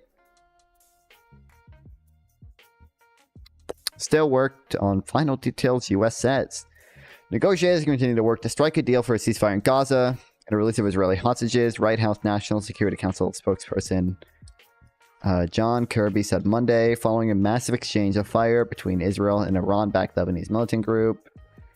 Blah, blah, blah. Such progress not guarantee a final agreement anytime soon. Negotiators in the Egyptian capital are now discussing the nuts and bolts of the details. British general strike 1926. This had a profound influence on Keynes. On May 3rd, lasted 9 days of historic walkout by the British workers, representing dissatisfaction of the millions, ushering in the need to change the country. The general strike was called by the trade union Congress in response to poor working conditions and lessening of pay. Oh, sticky wages. This became one of the largest industrial disputes to take place in British history, with millions of people participating in the 9-day strike, showing the togetherness and solidarity amongst the workers.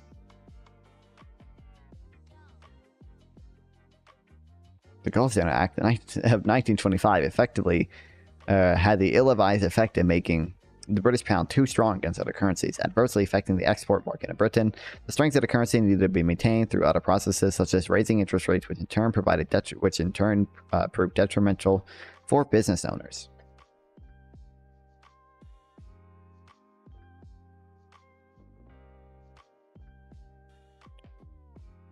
Mon says U.S. is trying to sell illusions.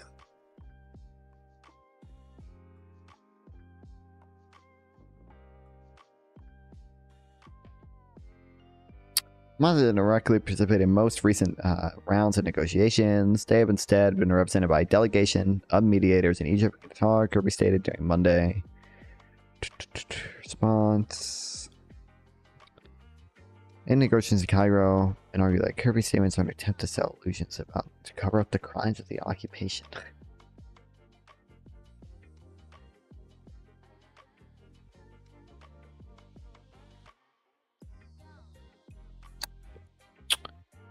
Why no ceasefire?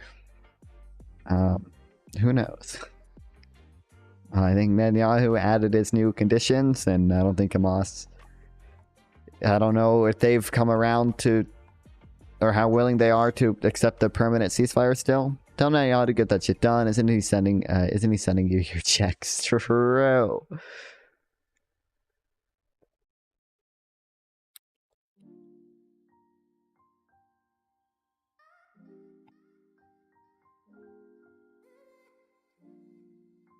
But okay, I think I have both of these books downloaded. Both of which would be good to read. Okay, I don't have that one downloaded.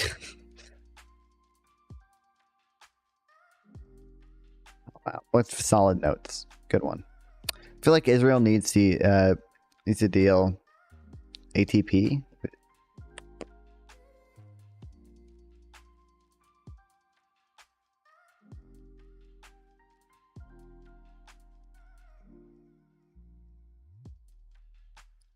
Okay, we should read these. So we should draw. I'm trying to think. It would take like at this point. Oh, okay, yeah. It would take like fucking. It would take like 20 days to read all of them, and then the opportunity cost would be reading the Benny Morris books. I feel like they'd be helpful.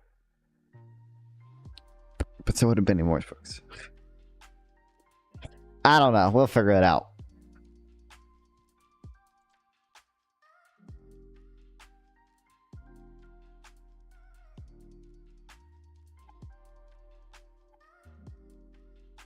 I don't think there was one blog I wanted to read.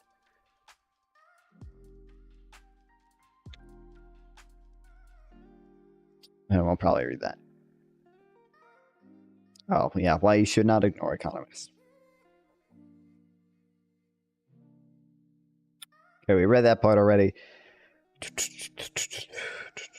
My objection is based on the assumption that Harris was endorsing Warren's ideas about price controls. Instead, it seems like she was simply throwing in some populist rhetoric, which means I'm no longer worried about the issue. Unlike the GOP, the Democrats have a candidate who can be relied upon to listen to the relevant experts and avoid taking extreme and dangerous policy steps. In this case, the experts were economists, most of whom are anti-price gouging, are against anti-price gouging efforts, and price control type policies in general. Here are a couple of representative polls from the Clark Center of Economists expert panel, which is a survey of a few dozen top economists.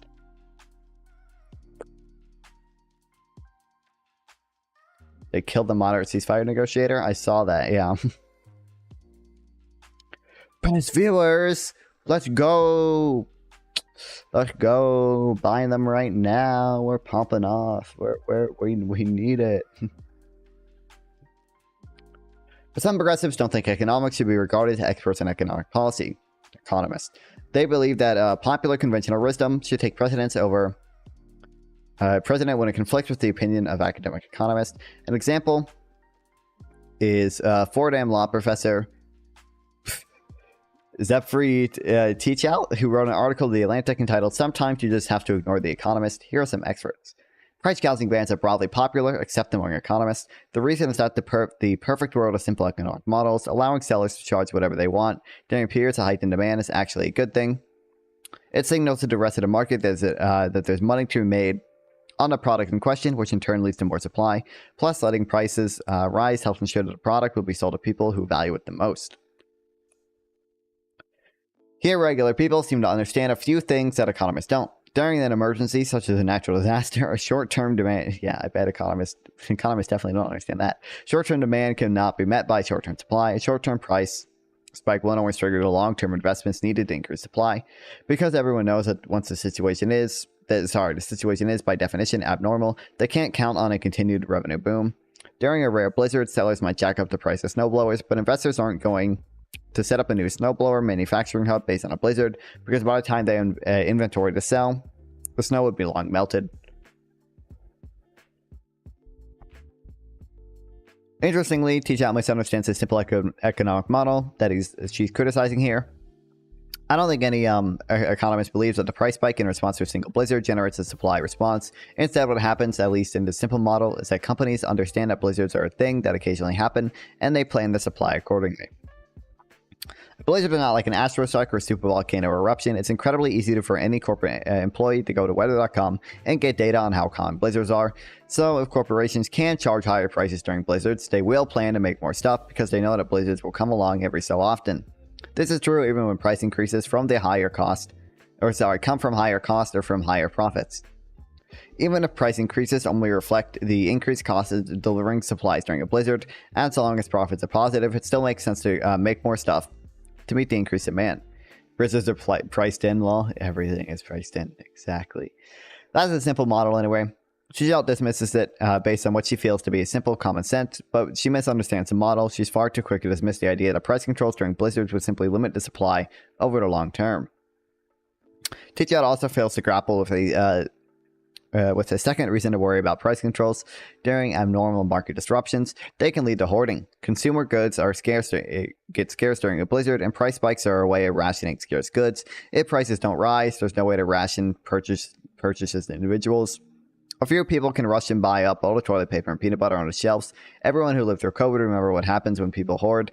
But when prices soar, it means that people can't afford to hoard. And also, if anti-price gouging controls are in place, people hoard in expectation of a blizzard, even when one doesn't materialize, just to get ahead of the rush. Meanwhile, how many blizzards will we get unexpected because of climate change? But I guess climate change is climate change is priced in. Modeling hoarding behavior isn't simple. It's actually kind of hard because it depends on on a bunch of stuff like expectations, strategic interactions, irrationality, and so on. Common sense won't give you an easy answer when it comes to preventing hoarding. This is why the economics discipline has smart academics who work on a problem. If those smart academics tell you that anti-price gouging laws will make hoarding worse, they might be wrong, but you can't just wave away their arguments and common sense your way to an answer you like better. So Teachout tries to demonstrate why economists aren't useful on the price gouging issue, yet ends up demonstrating the opposite. And yet, on the other hand, she follows up her dubious point about supply with an argument that actually does make a lot of sense. The other big problem with textbook economics take on price gouging is the assumption that temporarily high-priced products will find their way to the people who value them most. During a power outage, a working-class cancer patient who desperately needs to buy the last generator in stock to keep his medications refrigerated might not be able to outbuild a healthy millionaire who just wants to run the air conditioner. This is another way seeing the price gouging bans are a form of moral policy. All parents, not just the wealthiest, should have equal chance to obtain diapers, even if supply chains are disrupted. Price gouging laws represent a different set of market rules grounded in fairness. In fact, this is an argument economist often making various forms of rationing or government-presented goods. In an incredibly influential article in 1963, Kenneth Arrow, a Nobel Prize-winning economist whose work underlies much of the modern discipline, argued that healthcare industry has a moral dimension that makes a typical market approach untenable. In a short paper in 1977, Martin Wiseman, the same economist who did the work on hoarding as cited above, showed that when inequality is very high, allocating goods randomly can actually be better for the general welfare of society than using prices to ration things. Of course, that short Wiseman paper is just a thought experiment. It doesn't take things like long-term supply responses into account, and it just assumes hoarding is impossible. But like Arrow's paper and many others, it shows that economists are not the simple robotic proponents of free markets that teach out and some other progressives assume them to be. Economists think about fairness, equality, all other things the normal people care about. There's a caricature of economists as priests of unfettered capitalism, using their theories to justify free market policies instead of trying to actually figure out how the world works. But in a post back in 2021, I pointed out that much of the economics literature is now dominated by the problems of unfettered free markets. The free market revolt is over. Economists concerned about inequality is growing rapidly, as evidenced by the language economists are using in their papers. Here's a graph showing just one example. Share research mentioned any variation in the top 1%. It's not just language. A large number of major research programs are now dedicated to finding ways the government can act to fix the economic problems besetting the U.S. and the world. Some of them include the study of inequality, taxation could reverse it, the study of labor market monopoly, corporate power to hold down wages. This is what we're going to read about.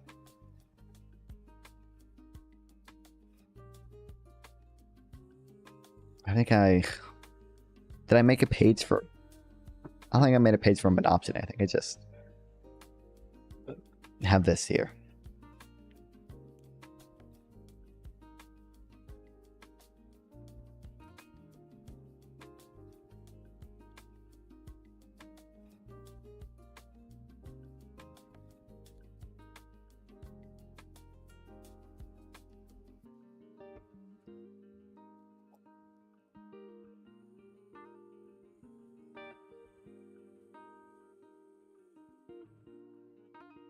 Study monopoly power and the new antitrust movement. The study of cash benefits. Ooh.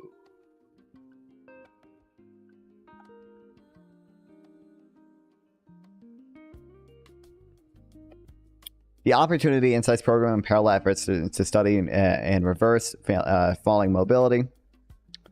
Actually, it's no incentive about investment at all. Pricing is always accurate according to Western media. I mean, economics can kind of be cool now, but there was a time when certain ideas in macro were reflecting unfettered optimism prior to 2008. Yeah, I've read about that.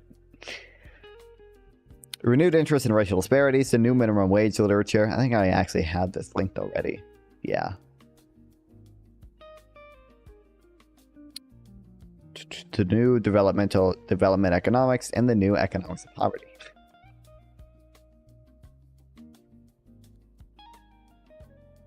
This is pretty short. What is it? What did I click on?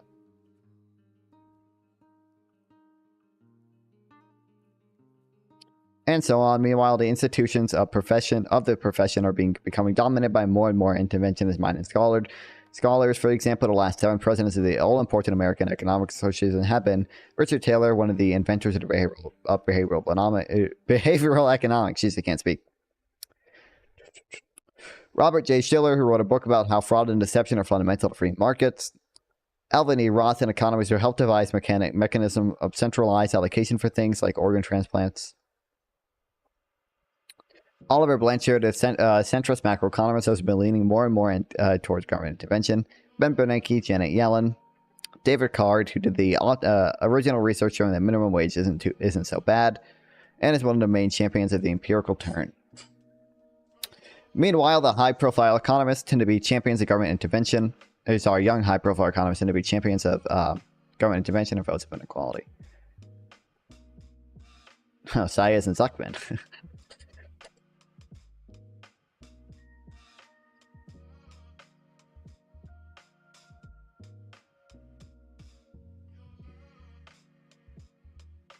I suppose that just because many economists hold progressive views doesn't mean that progressive activists and intellectuals need to pay attention to them.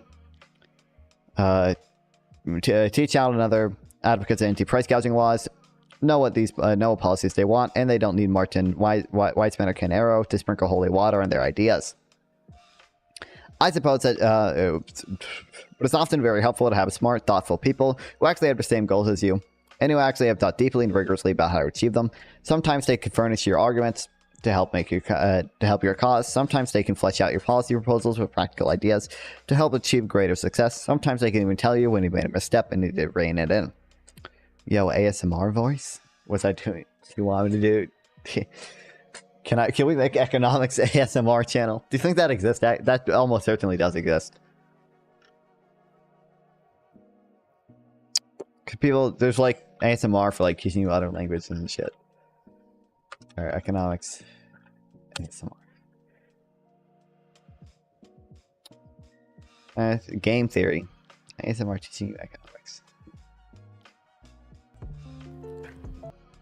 Buys and consumers get utility with more utility with the less you buy. That sort of thing. I can't hear her. So I don't know about you guys, but where I live, when you go to primary school or high school, you have to like be at the primary school or high school in your suburb. More complicated. Anyway, so How is she still on this? inferior good. So Oh, inferior goods. oh, and then I have an acronym to like remember all of these things. What this did she mess up the video or something? She went over the supply demand graph and then a decrease in demand. That's all she got through. I think I don't know. She must have just not changed. I heard her talk about like inferior goods, so there's probably something else to it. Is Arcana Boy still here? There's a gap in the market. He should fill it. Can we get Arcana Boy ASMR videos? Oh, personal finance ASMR.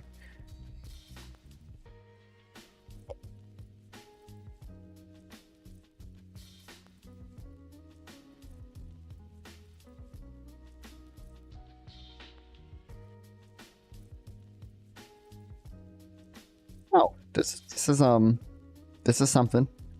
Right? Times. This is more like personal and finance stuff. Completing the square compound interest.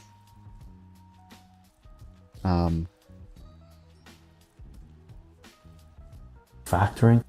Getting these things can be called completing the square. Okay. It's just like this is fucking. You divide it.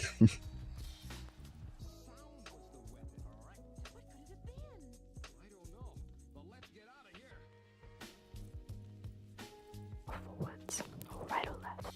Be a few years, and then the demand for it. You save money. We just like to.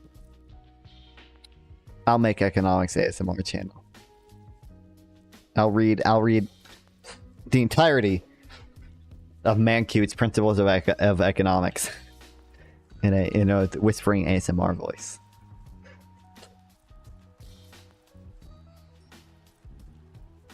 Okay, and on top of that, if you're someone who actually cares about understanding how the world works, economists help you do that, can help you with that too. Just because economists care about inequality and other social problems doesn't mean that the profession has exchanged a libertarian religious canon for a progressive one. Now that isn't universally true. Joseph Stiglitz, a darling progressive think tank for his broadsides against neoliberalism, once praised Hugo Chavez's economic policies despite ample evidence they were leading the country over a principle. Do you think he linked his own? Yep, he did link his own thing. But it's the exception rather than a rule. Research suggests that although economists are influenced a bit by their personal ideologies, this influence is pretty limited, and economists don't end up falling neatly into progressive or conservative ideological blocks. For example, Gordon et al. Studied the Clark panel, top of economists that I cited above, and they found that economists can't easily be clustered into liberal and conservative camps. The results so far do not identify the panel members with conservative versus liberal views. We tried two different approaches. In the first, we looked for clusters in the data. The second, no systematic evidence of clustering into two, or even roughly, or even a few roughly equal-sized camps, yielding only weak evidence that 3 or 4 idiosyncratic individuals differ from the rest of the sample and from each other. As the second approach, we focus on the subset of questions that were flagged as previously likely to generate disagreements due to distributional concerns or due to debates on the possible importance of market failures. If there were liberal and conservative camps, some economists would consistently give the Chicago price theory response, and others would consistently give the opposite reaction. There is no support for different camps in our data, only idiosyncratic views amongst some panel members. Those people take a different approach, using only text analysis of economist papers to predict which researchers will reach broadly into government conclusions, and which will reach pro-government conclusions. It turns out that there is some predictive power here. Economists who use generally right-coded language tend to predict results. Worse results from government intervention, and economists who use generally left-coded language tend to say government intervention is good, but the tendencies aren't very strong. If you plot the data of the research findings versus ideology, it looks like a mostly random cloud with very little predictive power. So while every researcher has their biases, economists are not generally either progressive shills or libertarian shills, which means that they're mostly focused on just figuring out how the world actually works. In fact, economists have been doing a lot more of this as the decades have gone by. There's a well-documented trend of econ becoming more empirical and less theoretical since the 1980s. Empirical studies can be influenced by ideology, but it's a bit harder to massage the data to reach your desired conclusions than it is to write down the theory that gives you the results that you want. More and more what academic economists do is just finding the facts. Even if you're utterly dedicated to a certain political movement, it's important to have some understanding of how the world really works. If your ideology tells you to build a dam, you need to consult civil engineers who will tell you if it's actually feasible. If you don't, you could end up with a lot of drowned citizens. Economists don't know everything, and they can often get things wrong. The fact that different economists disagree with each other on almost every issue is proof of their fallibility. An economy is inherently both harder to study and harder to control than a bridge, or a jet engine, or a particle accelerator. Getting reproducible, dependable, broadly applicable results in social science will always be an uphill battle. But economists know a lot of facts about the economy. They have a lot of data and a lot of good statistical methods. And once in a while, they even have a theory that consistently works.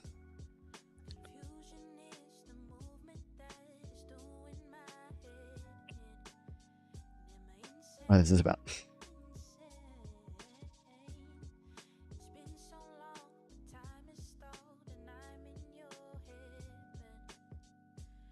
Rapid transit. The authorities predicted a 15% area commuters reach the system, but using money from a grant provided by the National Science Foundation, University of California, Berkeley economist McFadden and his team of researchers predicted it usually would be only 6.2%. The actual number 6.2%. Call me crazy, but I called it predictive success. The models used to make a prediction were clever extensions of simple utility theory, the oldest trick in the economic playbook. These models are called random utility discrete choice method models, have been applied in a huge number of areas, including the product and development, pricing decisions, marketing, and energy. And I won a Nobel Prize. Look at auction theory. Google may have an excellent search algorithm, but it's a real moneymaker to the system by which it auctions its advertisement space. Those auctions are conducted. Oh, thanks for the I think this guy subbed a while ago, but White Finger Audio. Thank you. I appreciate it. The YouTube thing is slow. It's really slow, but generalized second price auction developed relatively recently by economists such as Hall and now put at Google. That auction setup, like the others, is based on game theory, another basic element of the economics toolbox. Auction theory is focused on predicting which type of auctions most reliably lead to profitable trades. It is often more crucial. It is more and more crucial to the profits of online service companies, which is why tech startups are now hiring economists. One other example, so-called gravity models on international trade do a very good job predicting how much trade will occur between two countries given the size of their economies and the distance between them. Wild. They're intelligent, meticulous, professional, and highly informed bunch, and listening to people like that really makes you dumber. Now, having said all that, I do think there is one big problem with economist policy advice beyond the inherent difficulty of drawing firm conclusions about large social systems. Econ is a deeply hierarchical profession where intellectual authority of the most prestigious researchers receives far too much deference. Anyone who's been in econ academia knows this very well, but there's actually evidence supporting it. In Javidini Chang 2019, did an experiment on economists themselves and found that they gave much more credence to ideas that they thought came from prominent mainstream figures in the field. Using online randomized control experiment involving 2,425 economists in 19 countries, we examined the effects of ideological bias on views amongst economists. Participants were asked to evaluate statements from prominent economists on different topics. What a source attribution of each statement is randomized about participants' knowledge. For each statement, participants received a mainstream source and ideologically different less / non-mainstream source or no source. We find a changing source attributions from mainstream to less mainstream or removing them significantly reduces economists' reported agreement with statements. This contradicts the image in which economists have themselves, with 82% of participants reporting that in evaluating statement, one should only pay attention to its content.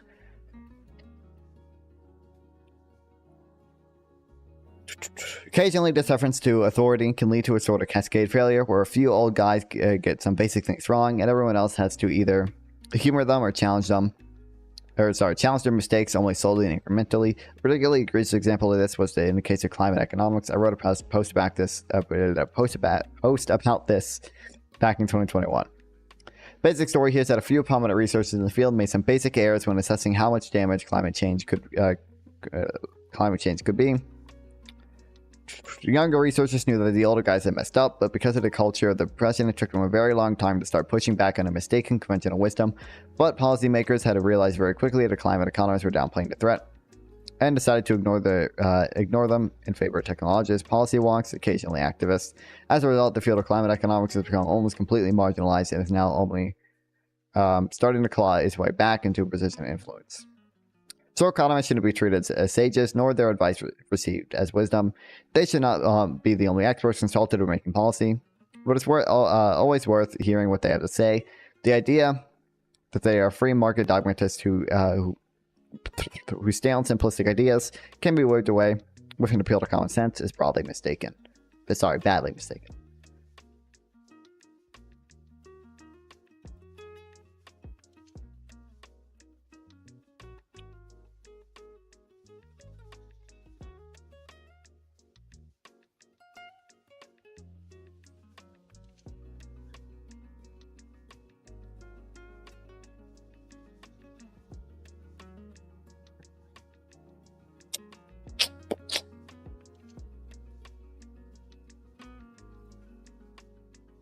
Wild.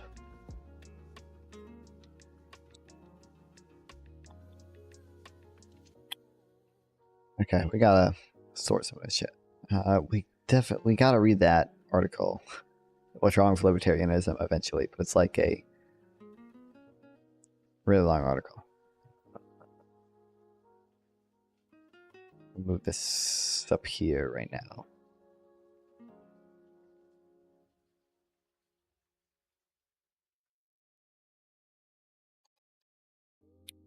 How long is this?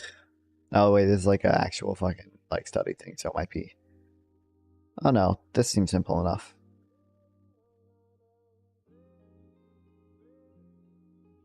Why is it so?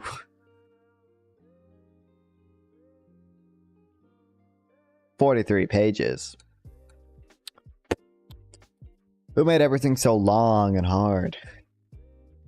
Lol, like penis. Do you guys get the joke?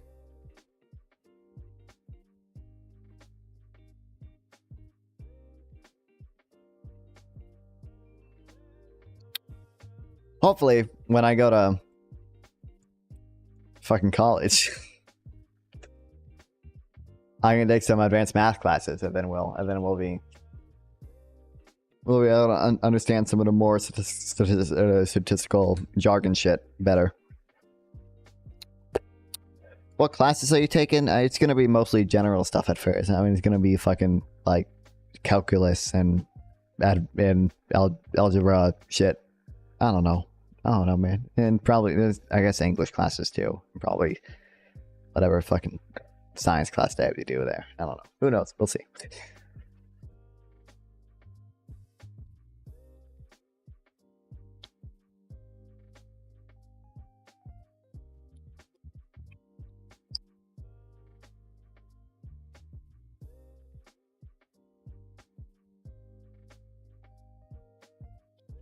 Oh, wait. Poland and Bosnia and Herzegovina. I don't actually know. I don't actually... Wait, no. I don't... How do I actually... I should know that. I should be... This is, like, so easy. This is so... Do I need Serbia? I do need Serbia. Do you think... Is Ukraine gonna be... Yeah. Then... What, Hungary? Yeah, okay. I didn't know if I needed Serbia or not, because I didn't know. I guess I could have done Croatia, Hungary, Slovakia as well.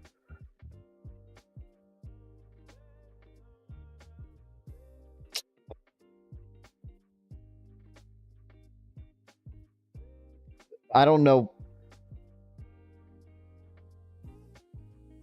I don't know where these places are. Or I guess I know where the Red Sea is, but I don't know where the Bay of... I don't know what this is. I was gonna say Pacific Ocean. I didn't even... Oh, this is so fucked.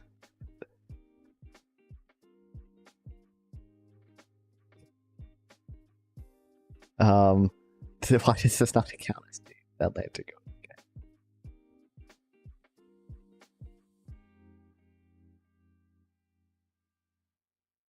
I don't know why. Wait.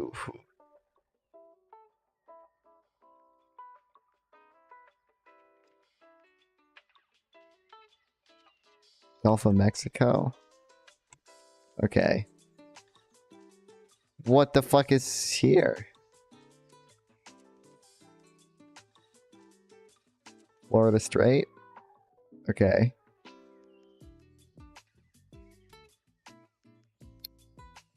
The Mediterranean? I didn't need the Mediterranean? Wait, where? I don't know where the Red Sea is now, man. Yes, I do. Hold on. The Persian Gulf? I didn't need the wait, do I know it? I don't know what I'm doing. I honestly don't. Okay.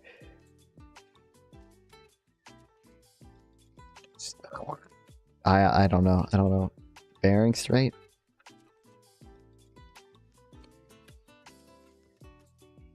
Is it?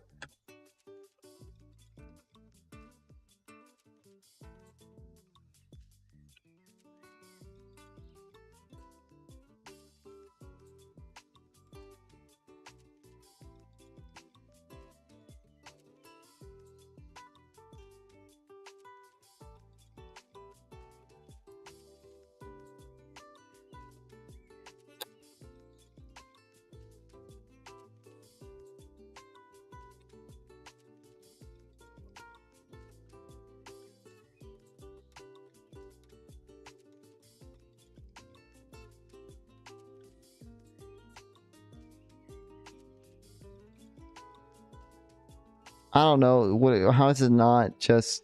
What if I just do? Indian Ocean's not going to be. Oh man, I don't even know. I get self-distorted now. Southern Ocean. Arctic Ocean.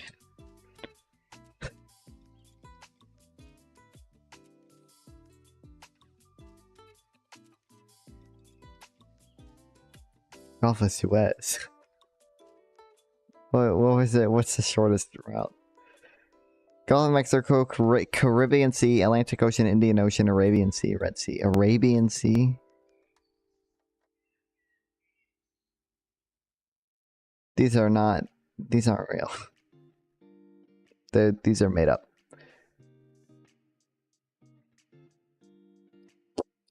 Okay. 3 minimum wage papers walk into a bar. Oh, I forgot. It has an issue with me fucking copying shit. Okay, well, we'll get around it. Why did it do that?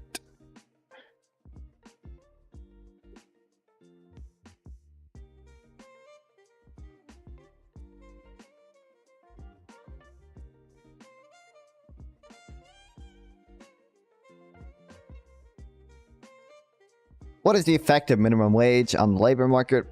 It mechanically raises the wages of employed workers at the bottom of the wage distribution, but its effects on the overall employment of that group of workers has been debated by economists for decades. Given the U.S. states and federal governments regularly experiment with high minimum wages, one would think economists will come to a consensus, especially given how many studies have been done on it. But the debate continues. Despite the fact,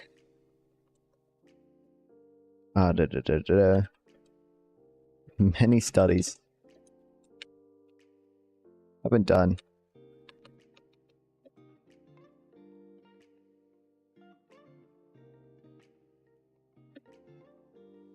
Analyzing the effects of an increase of the minimum wage on employment levels. Across different U.S. states.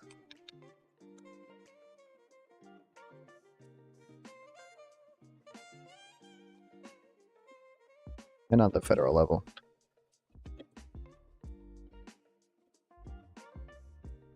Debate over how much they increase or decrease employment. Really.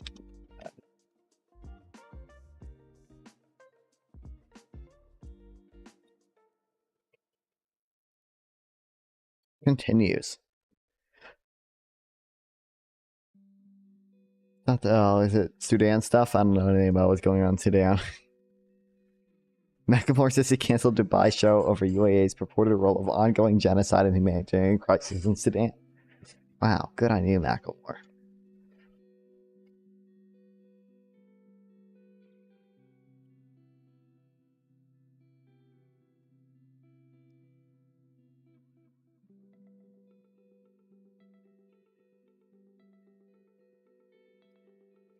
$2.7 billion in funding needed. How about we give? Didn't we give like $9 billion to fucking Palestine? We won't even give $2.7 billion to Sudan. Really? Need 1 million encampment protesting UAE now.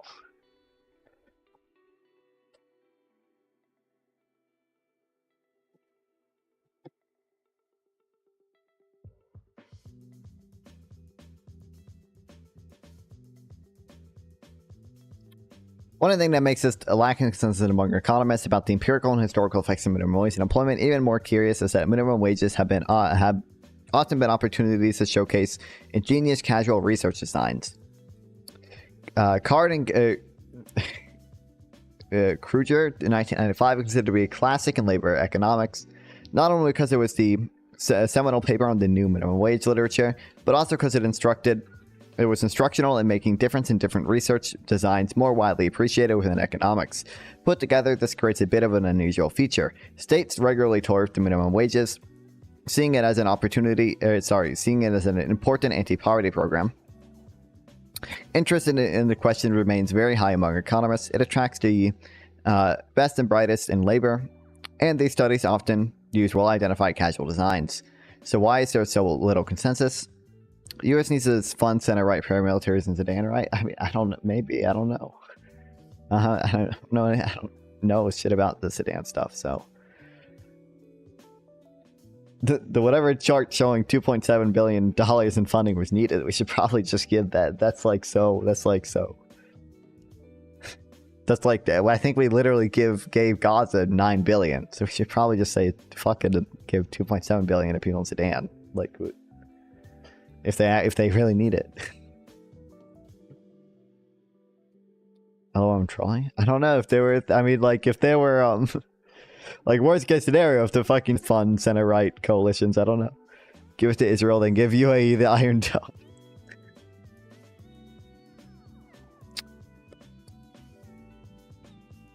This Substack will not resolve the question. Rather, this subject will discuss 3 relatively new important empirical studies that have shed light on what effect, if any, the minimum wage has on the employment of those likely affected by it.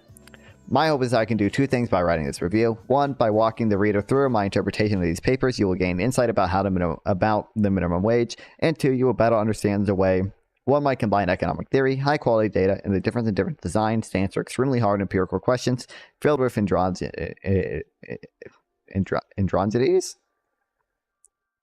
How do I pronounce this? Androgynies, right? Fucking androgyny.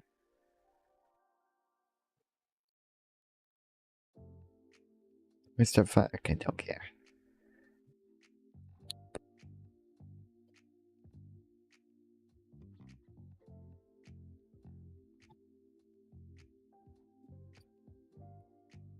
This won't solve any of the disputes. Probably will give you a better. Forgive me. I don't know. About to say you a better understanding of the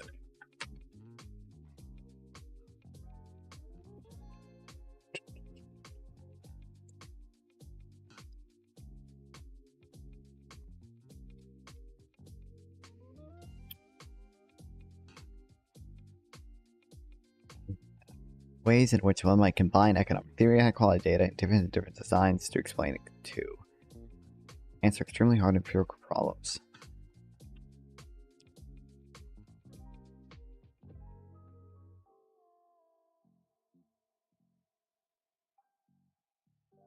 What's an experimental approach that compares to change in outcomes over time between populations enrolled in a program and a population that's not a comparison group?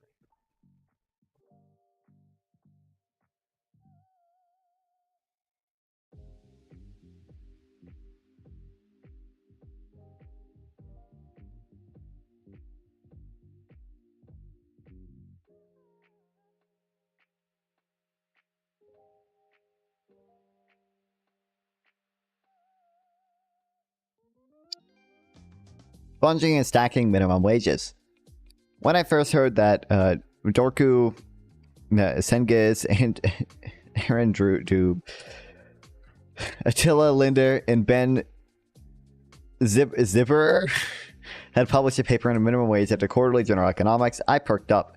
The top 5 journalists, like the QJE, are notoriously selective, and publishing in them is it's for most of us a rare and generally important accomplishment. Any minimum wage published at the top 5 journals is practically an obligatory read, given editors and references perception that a paper has made major scientific contributions of general interest. Given the minimum wage is such a contentious political question with massive fault lines that spread so spread apart a person could fall right through them, I was eager to give the article my full attention, but I was interested in an article because it had become more broadly associated with a particular kind of innovative approach to difference in different designs called stacked regressions.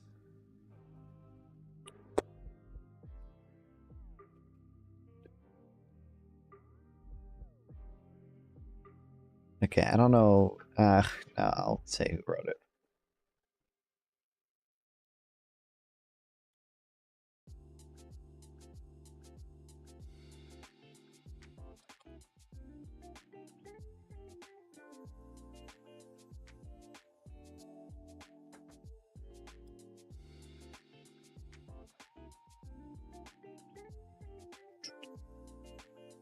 Published a bit of white paper.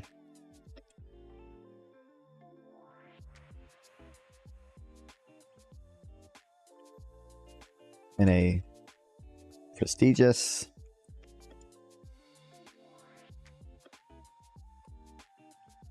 journal using a stacked regression.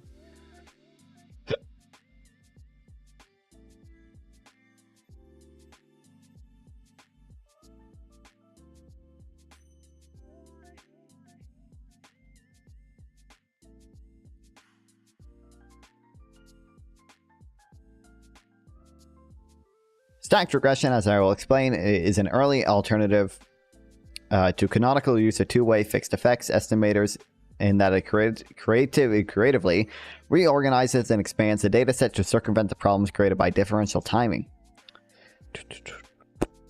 Zengas et al. 2019 seemed like it was seemed like Mir and West 2016, not because both are about the minimum wage, but because each seemed to have grasped some of the problems that differential timing creates for what was this? Two-way fixed effects. Linear regression method uses panel data to estimate causal effects.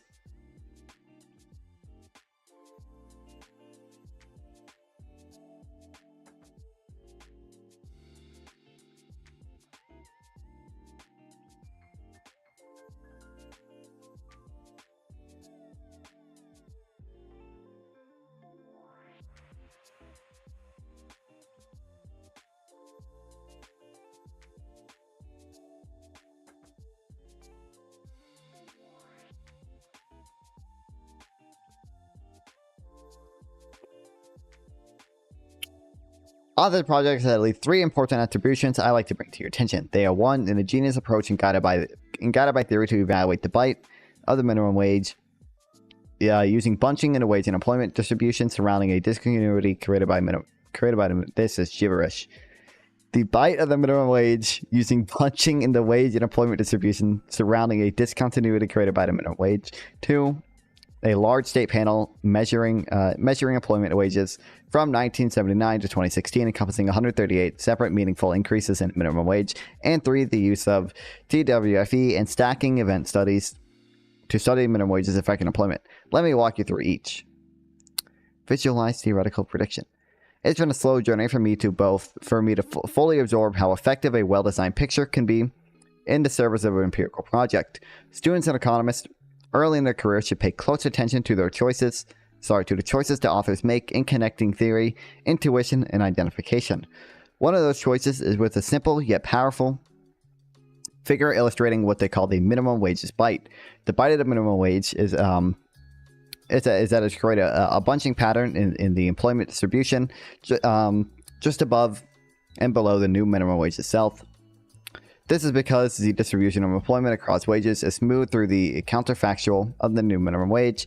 Then raising the minimum wage should cause a bunching pattern as jobs just below the new minimum wage are shifted just above.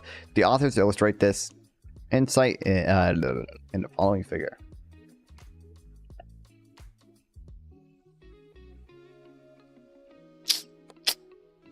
Okay.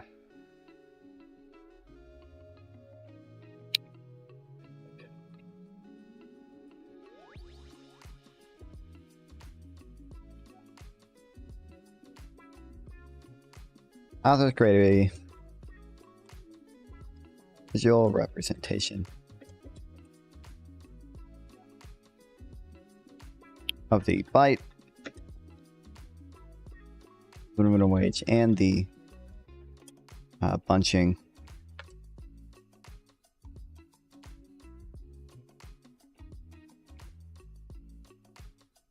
employment. The bite refers to the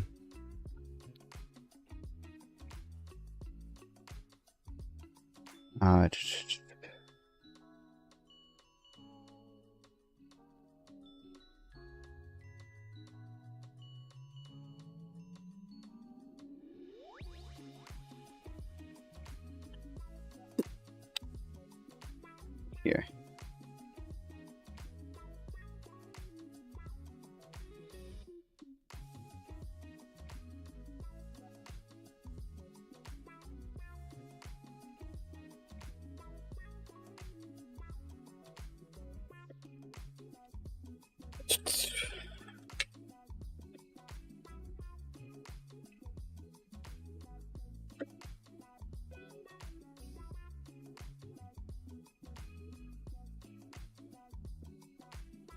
I think he phrased this like really weird. The bite of the minimum wage is that it should create a bunching pattern.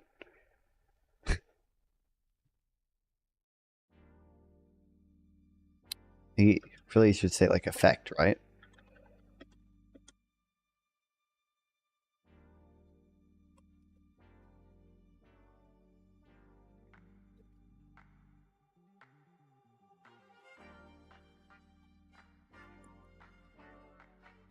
Show the bunching pattern.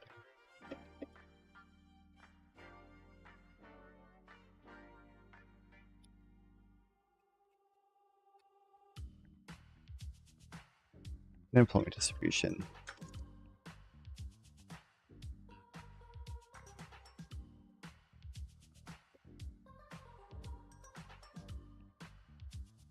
In the employment distribution, yes.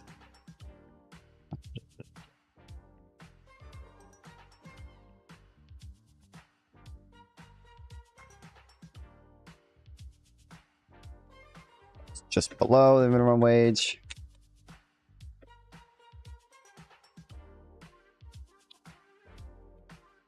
Are shifted to above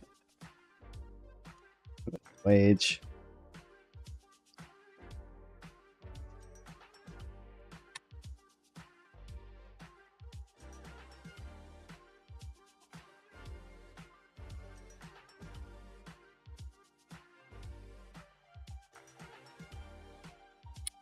Their figure combines two ideas in one figure's predictions from economic theory, showing precisely where and when causal effects should appear in the display of actual and counterfactual levels of employment. The figure is beautiful with interesting plots, colors, and separate line types. Separate types of lines with shadings that catch the reader's eye. Notice the counterfactual employment distribution is shown with a red dashed line corresponding to a red zebra-like shading of the area below the counterfactual employment distribution to the left of the minimum wage. The blue solid line shows the actual employment, which should be substantially bunched at the discontinuity, reflecting causal effects, but not at the middle or rightward parts of the employment distribution.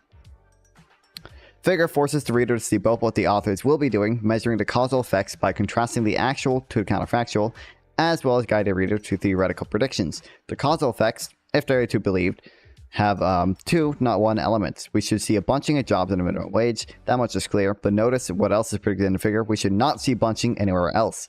If we found a bunch of bunching in the right part of the distribution, then in many ways it would cause us to doubt that any bunching found at the left part of the distribution is real.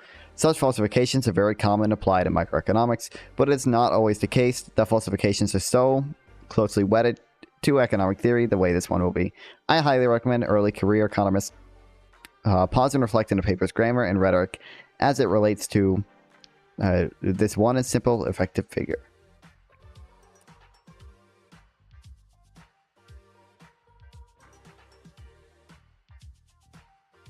Current population survey in 1979 to 2016.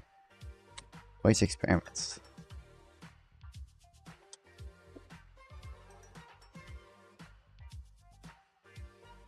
Authors used worker data over 1979 to 2016 from the current population survey out ratio group matched with 138 state-level minimum wage increases. The primary models used are event study specifications estimated with standard TWFE models. Data is bent into 3/4 of the dollar from 0 to 30. $0 to $30, but most of their event study plots course around $1 bins. Figure 1's logic guides us as we are presented with estimates from these models. We should be looking for the bunching at the discontinuity, and we should be looking for smoothness everywhere else. And if there's a disemployment effects, then the total number of jobs employed at the bunch part of the employment distribution must be smaller than under counterfactual. I mean, it's yeah, okay. Really, that should go. Kind of want to add that under here. This affects the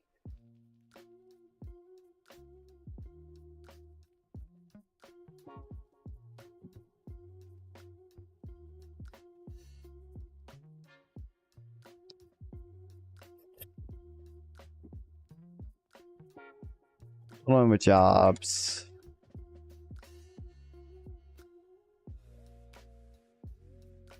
Why does Google not think disemployment is a word? Bunch section should be smaller.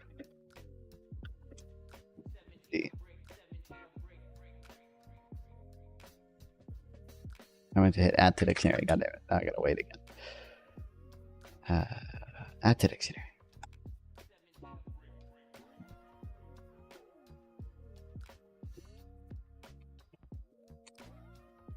Then under the counter factual.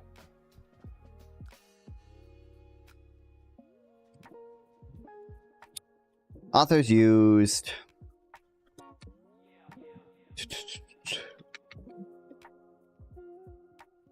worker data over 1979 to 2016 current population survey.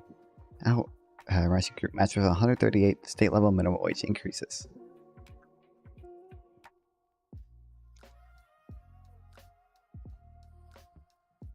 Figure 2 presents the estimated lag and lead coefficients from their event study model. Notice that that in proximity, right around a minimum wage increase, there are mirroring coefficients of similar magnitude and opposing signs. They find substantial declines in employment around the B1 bin, along with similarly sized large increases around the B0 bin relative to some baseline. But they also do not find any other breaks throughout the wage distribution. The two main theoretical predictions for Figure 1 hold in their data.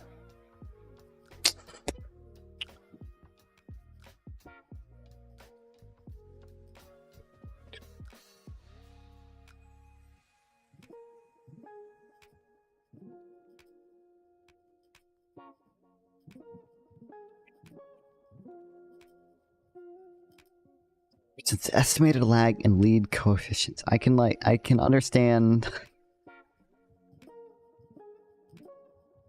the graph itself. I can understand like the wage bins and like we're seeing like the bunching here. Difference between actual kind of.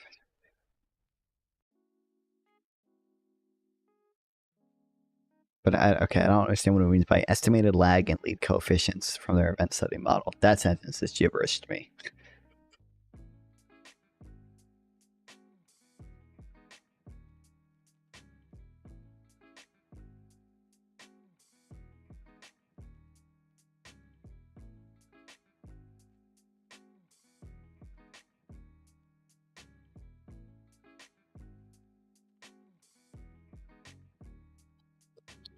Okay, anyway.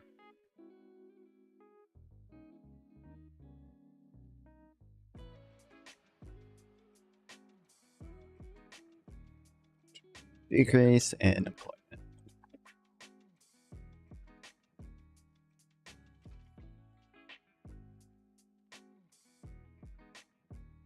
Wage bins, okay, yeah, relative to the new minimum wage. Okay, so.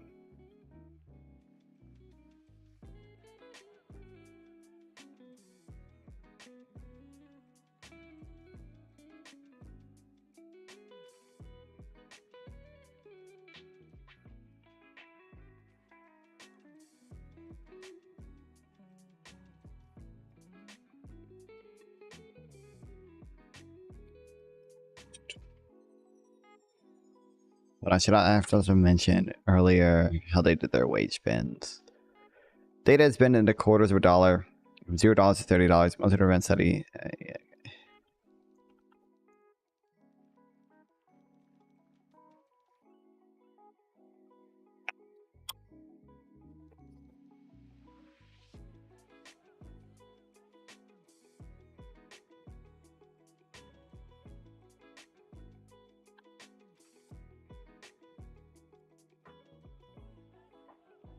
To the new minimum wage.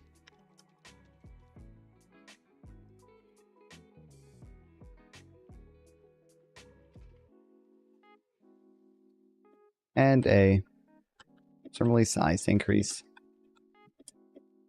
in the zero wage bin.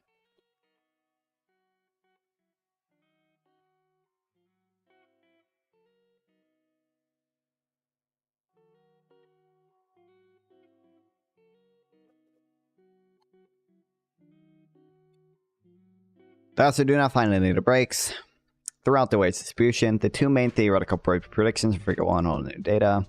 Next, the authors calculate some kind of net employment by summing the two coefficients. Summing the coefficients is equivalent to calculating the net gains or net loss in employment caused by the minimum wage. They find a number of jobs missing below the minimum wage, negative 0.1 0.18. Estimated coefficient with standard error 2.004. It's just a little bit smaller than the above, plus 0.21 with standard error 0.003. The net effect, which they label percent change in effective deployment, is imprecisely estimated at plus 0.28. Disemployment effects imply negative effects, but here we see positive ones, suggesting that any disemployment effects must be very small if they exist at all.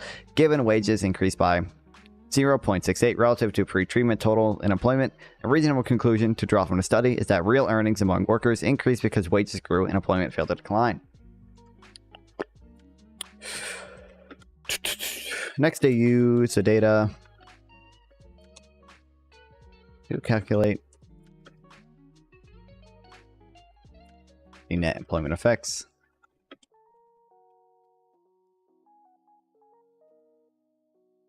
Finding that the number of jobs missing just below the minimum wage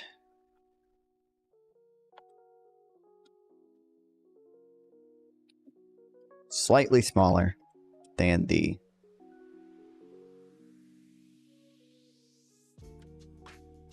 above minimum wage.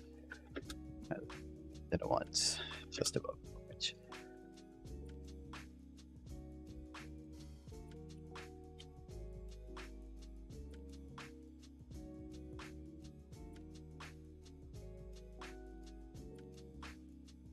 Original conclusion from this is that real earnings increased. Real earnings amongst increased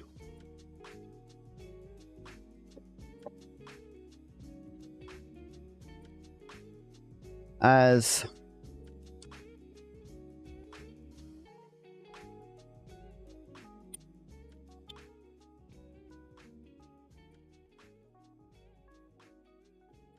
their wages rose and employment did not decline. Authors analysis extends to effects on employment over time, as well as with respect to the wage distribution, and these are also estimated using standard event study specifications. Figure 3 presents coefficients and 95% confidence intervals for each lead and lag in this model. I understand that I know what 95% confidence intervals are. Everything else is nonsense to me. As with the bunching analysis, the same number of jobs lost and the same number of jobs gained at the wage discontinuity is roughly the same as the four years post-treatment.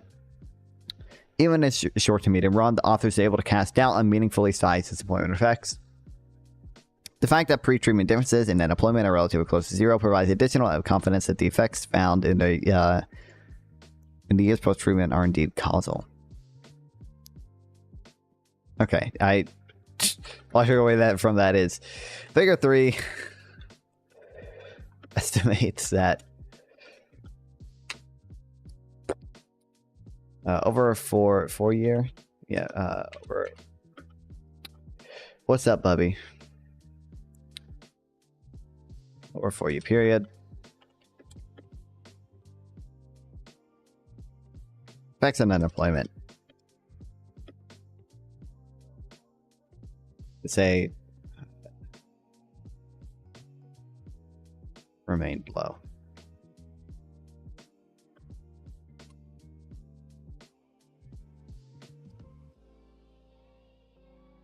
I've been banished from the Gorp stream for the night for being too Zionist. Oh no. Womp womp. Now you're stuck watching this boring shit get fucked. Oops, I did not mean to crop it. What'd you say exactly? I'm gonna start banning every procrastinating. I don't know if I've ever actually. I mean, you just said you were banning from the night. Fuck that! I'm gonna learn about some games. We did all the fun stuff today already. Now we're reading shit I don't even understand. I don't understand half the shit I just read, bro. Or no, I understand 80% of the things we read, except for a lot of this paragraph. But you know, I get the gist of it. You know, so it's fine. It's fine.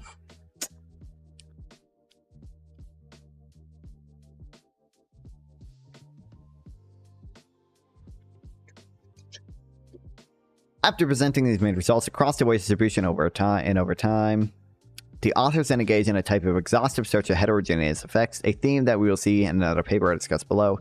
If minimum wage is to have any bite, the reason we should see it for the most likely effective types of workers, by definition, they should be low wage work, consisting of younger and less experienced workers. So they repeat their analysis using subsamples containing only teenagers and those without a high school degree, separately by race, the degree of industry concentration, specific sectors, and for groups that are probabilistically the most likely individuals to feel the brunt of the minimum wages disemployment effects. But no matter how to slice the data, the results stay the same. Disemployment effects cannot be detected. I just compared Israel's education versus Palestinian education in terms of radicalization. Corpse did not like this. Oh no, what did he say?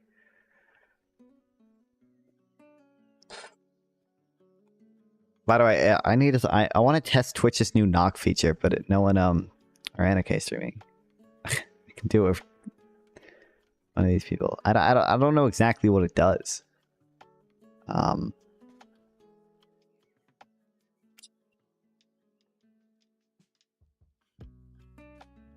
I don't know if it like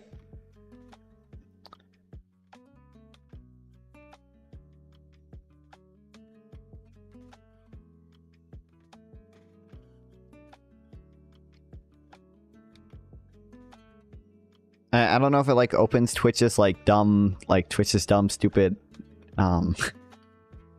like inbuilt like collaboration stream thing where like you can have guest up.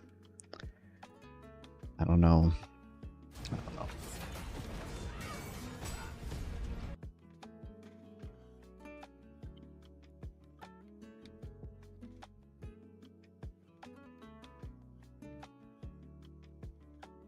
Okay.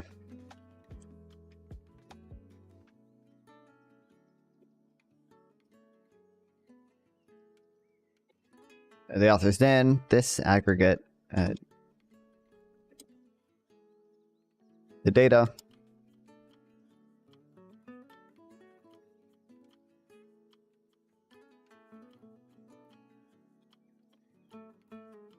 and focus on groups like teenagers and high school dropouts, or not just high school dropouts, and those without.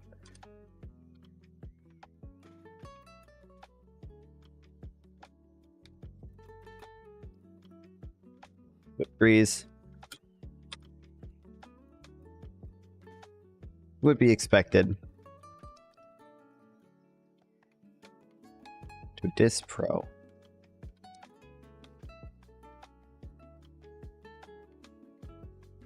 Fortunately,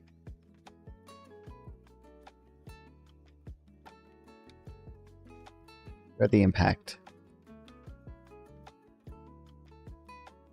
of any bite in the minimum wage.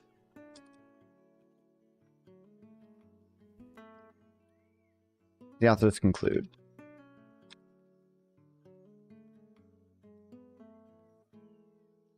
Disemployment effects are still very minimal. That Israeli teaches the same, and then refers to one video of Israeli kids shouting death to Arabs. Wow, fine.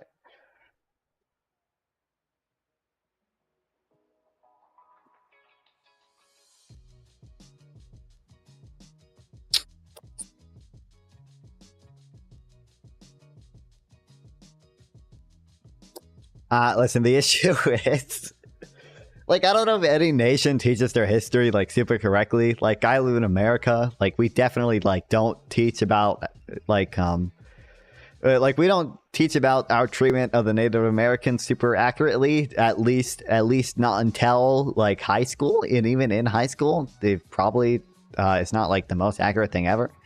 The issue is, the U.S. has, for the most part, either given the natives reservations already or genocided them already. So that problem is solved for us.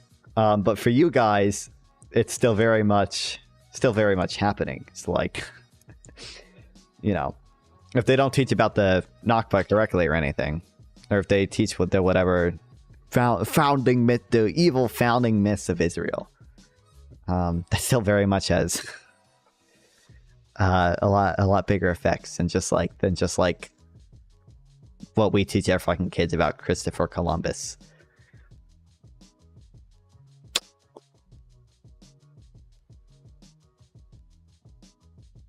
But I don't think Israel's education compares to some of the Palestinian education that I've seen.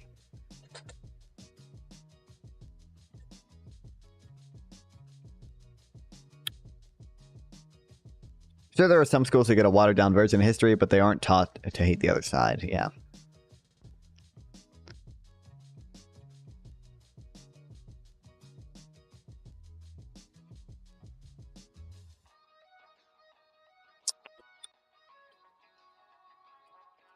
Methodological alternative. In a later subsection of the paper, accompanied by logic and details provided in Appendix D to paper, the authors shift their focus to the theoretical predictions to their dependence on the TWFE model for their evidence. As the authors have explained, the TWFE model has non-trivial assumptions, and without them, the coefficients presented by the authors do not have causal interpretation. Sun and Abraham for 2020, for instance, show that without the three assumption, parallel trends, no anticipation, and homogeneous treatment across profiles across all cohorts. Well, that seems like a reasonable assumption. But okay, population regression leads to lags. Leads and lags have absorbed treatment effects not only from the periods from which they measure, but also the periods, other periods as well, both included and excluded in the model. While strength of devices would only show up precisely what the theory predicts, the problem still remains: how confident should we be that these the TWFE results in the first place? Landing at the other side is what all the income is for.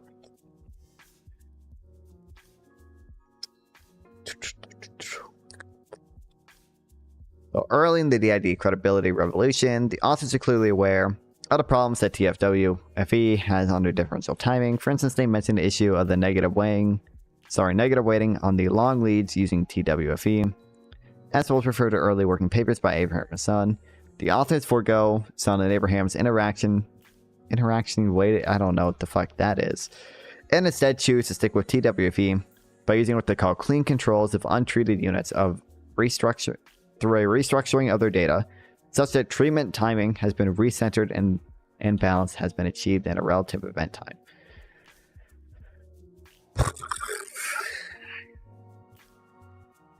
Okay. Yeah, but yeah, it makes sense. I got all that. Yep, I know. Yep, yep. I'm not going to explain it to you guys because you guys are too dumb to even wrap your head around it. But I know what was just said. When a panel data set is balanced in a relative event time, it is perfectly rectangular, with each row of panels to be of length h. Am I too stupid? Yeah, I don't know. I was understanding it at first. I'm understanding less and less of this as I go on, I'm noticing. Hey, we might need to come back to this in a year. After I take my fucking college classes. A balanced panel in relative event time is impossible with differential timing because each treatment group has different number of pre and post period. Okay, what the fuck? When the data is restructured or treatment data center data sets become balanced in event time. Oh. What?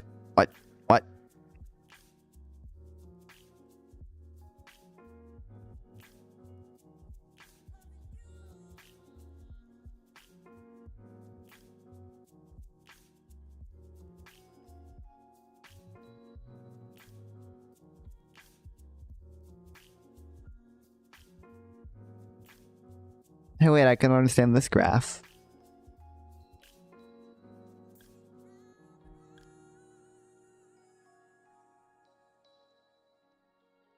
I cannot find any disemployment effect at the points part of the wage distribution implied by intuition and theory.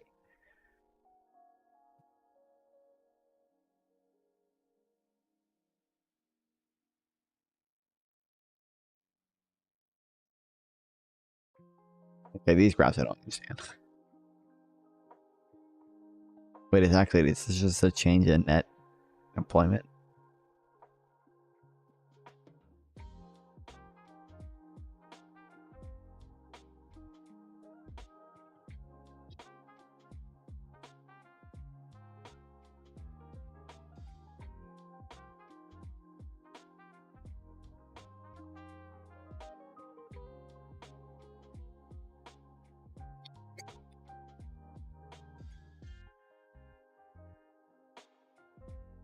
Yeah, I'm gonna have to fucking come back to this later.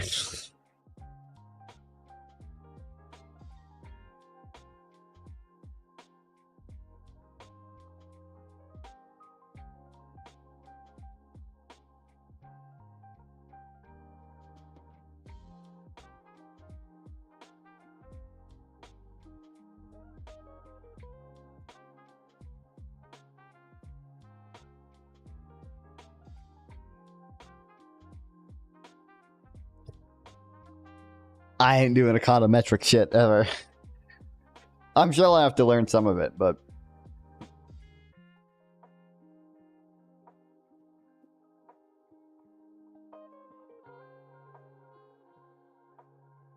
the actual paper itself is only 50 pages, although I'm not going to understand some of this. This part I can understand. This looks like nonsense.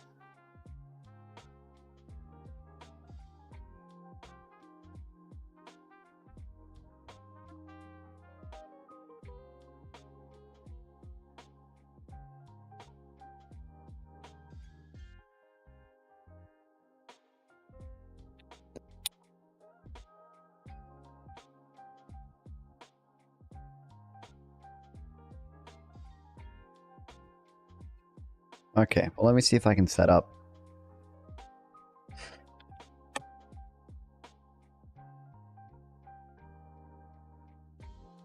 Some plan to read the Paul Krugman books.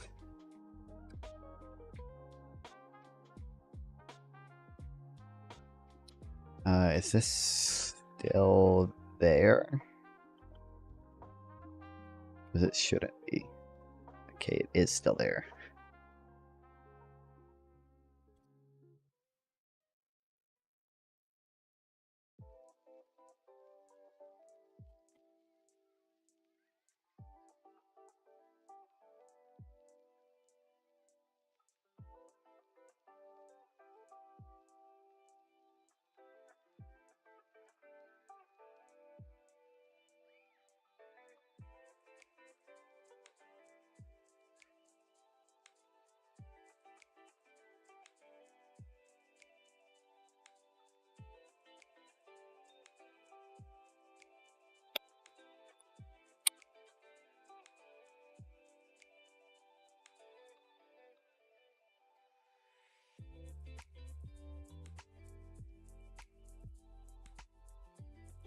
Go notes.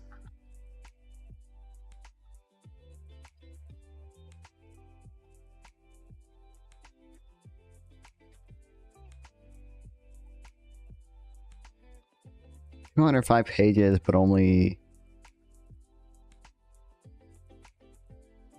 it's a little bit less than that because some of it's like citations and stuff. Let's go to like 70.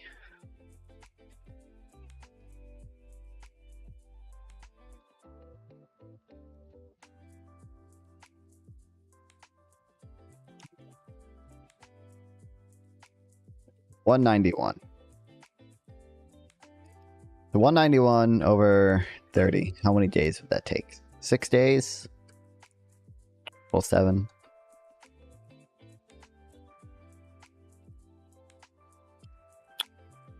If we did 30 pages a day. That's basically like with how I read. That takes anywhere from 2 to 3 hours. So at least when I'm streaming. Damn, I used to knock out books a lot faster. Although I guess now I read other shit other than books too. So plus I would just be paperback and I wouldn't like take notes on them. I would just like I would sometimes highlight. Sometimes I wouldn't finish them as well. Although I still don't finish a lot of books. I think this is a 60-page thing, which I do want to read at some point.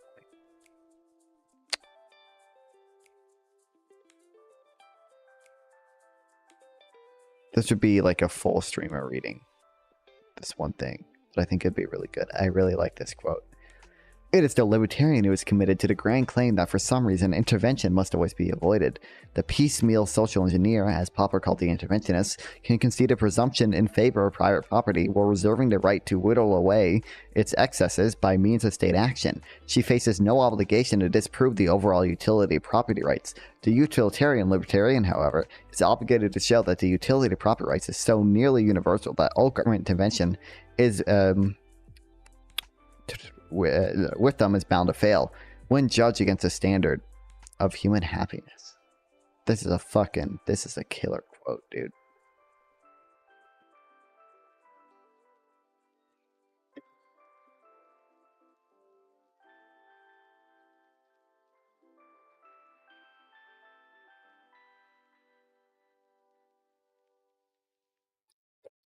Oh, then we gotta do the NGDP targeting shit at some point too.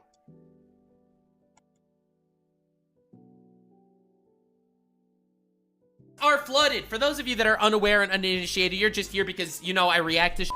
I react to basically everything that goes.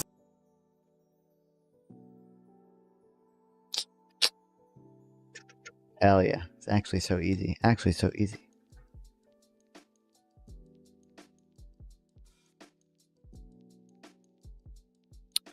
They love me. Land value tax Twitter is in love with 3.2k views. Well, that's impression. Actually, only has 1,000 views, and then of that, only 9% of people watch to the end. That's actually probably better than YouTube. I don't think YouTube shows me that. It's not going to show me though.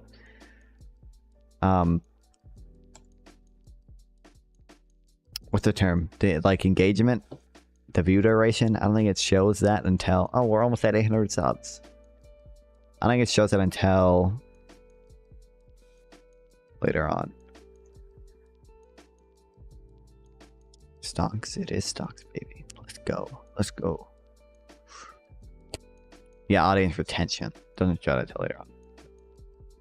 Road to 1K. We'll get there one day.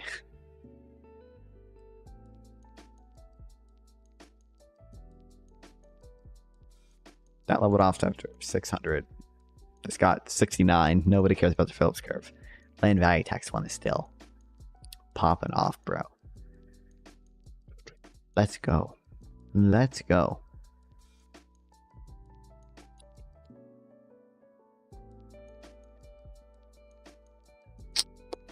Listen, we can't have less subs than Manar for too long. God, he's at 1.07k. You know what to say? First 1k is the hardest, yeah.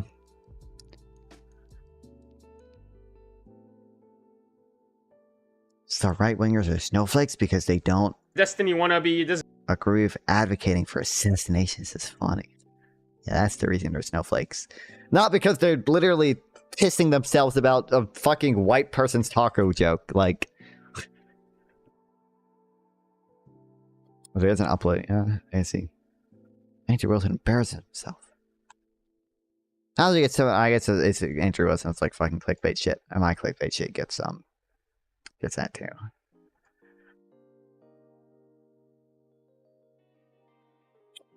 Sometimes.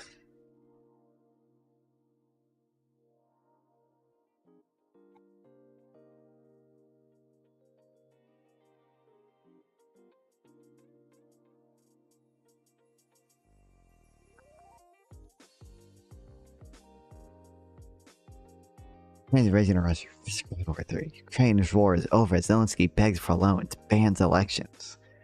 Russia's won and US is out. 9 months ago.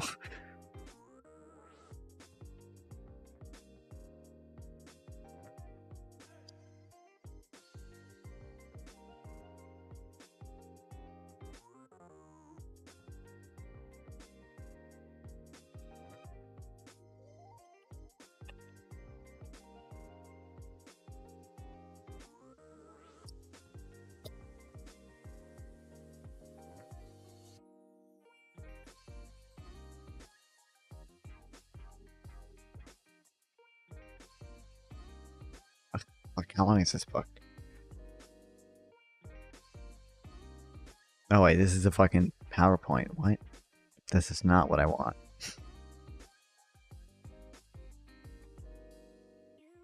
I don't know, maybe this will be useful for fucking...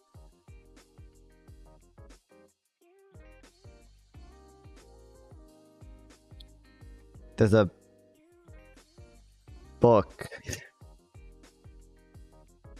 like an actual book called Intro to Post-Keynesian Economics that I think I wanted to read at some point. Yeah, this. Not a 27 slide PowerPoint.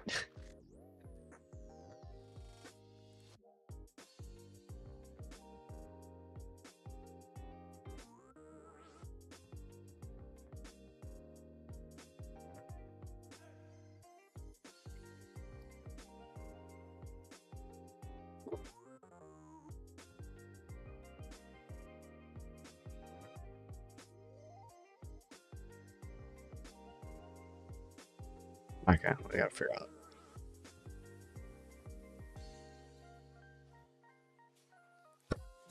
Yeah, let me make a page for monopsony.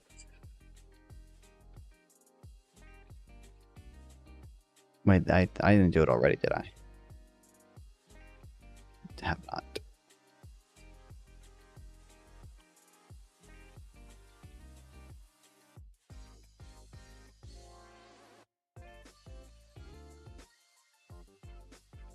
Then it's in here.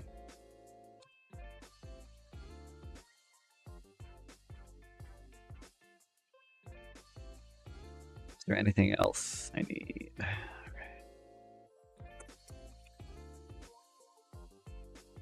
All right, short stream today. I got up fucking late today and I didn't do shit. Okay. Actually, I didn't get up late today. I got up relatively early. I just didn't do. I just made those. I made those shorts, and then I didn't do much. And then I also, I had to meet with my fucking college advisor to plan my schedule. Okay.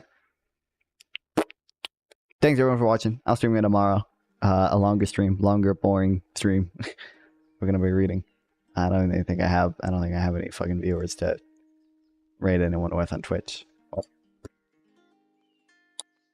If anyone watching is not subbed, we are 1 sub away from 800 subs, and having the higher number next to my name will make me feel good. So, yeah, go ahead and do that.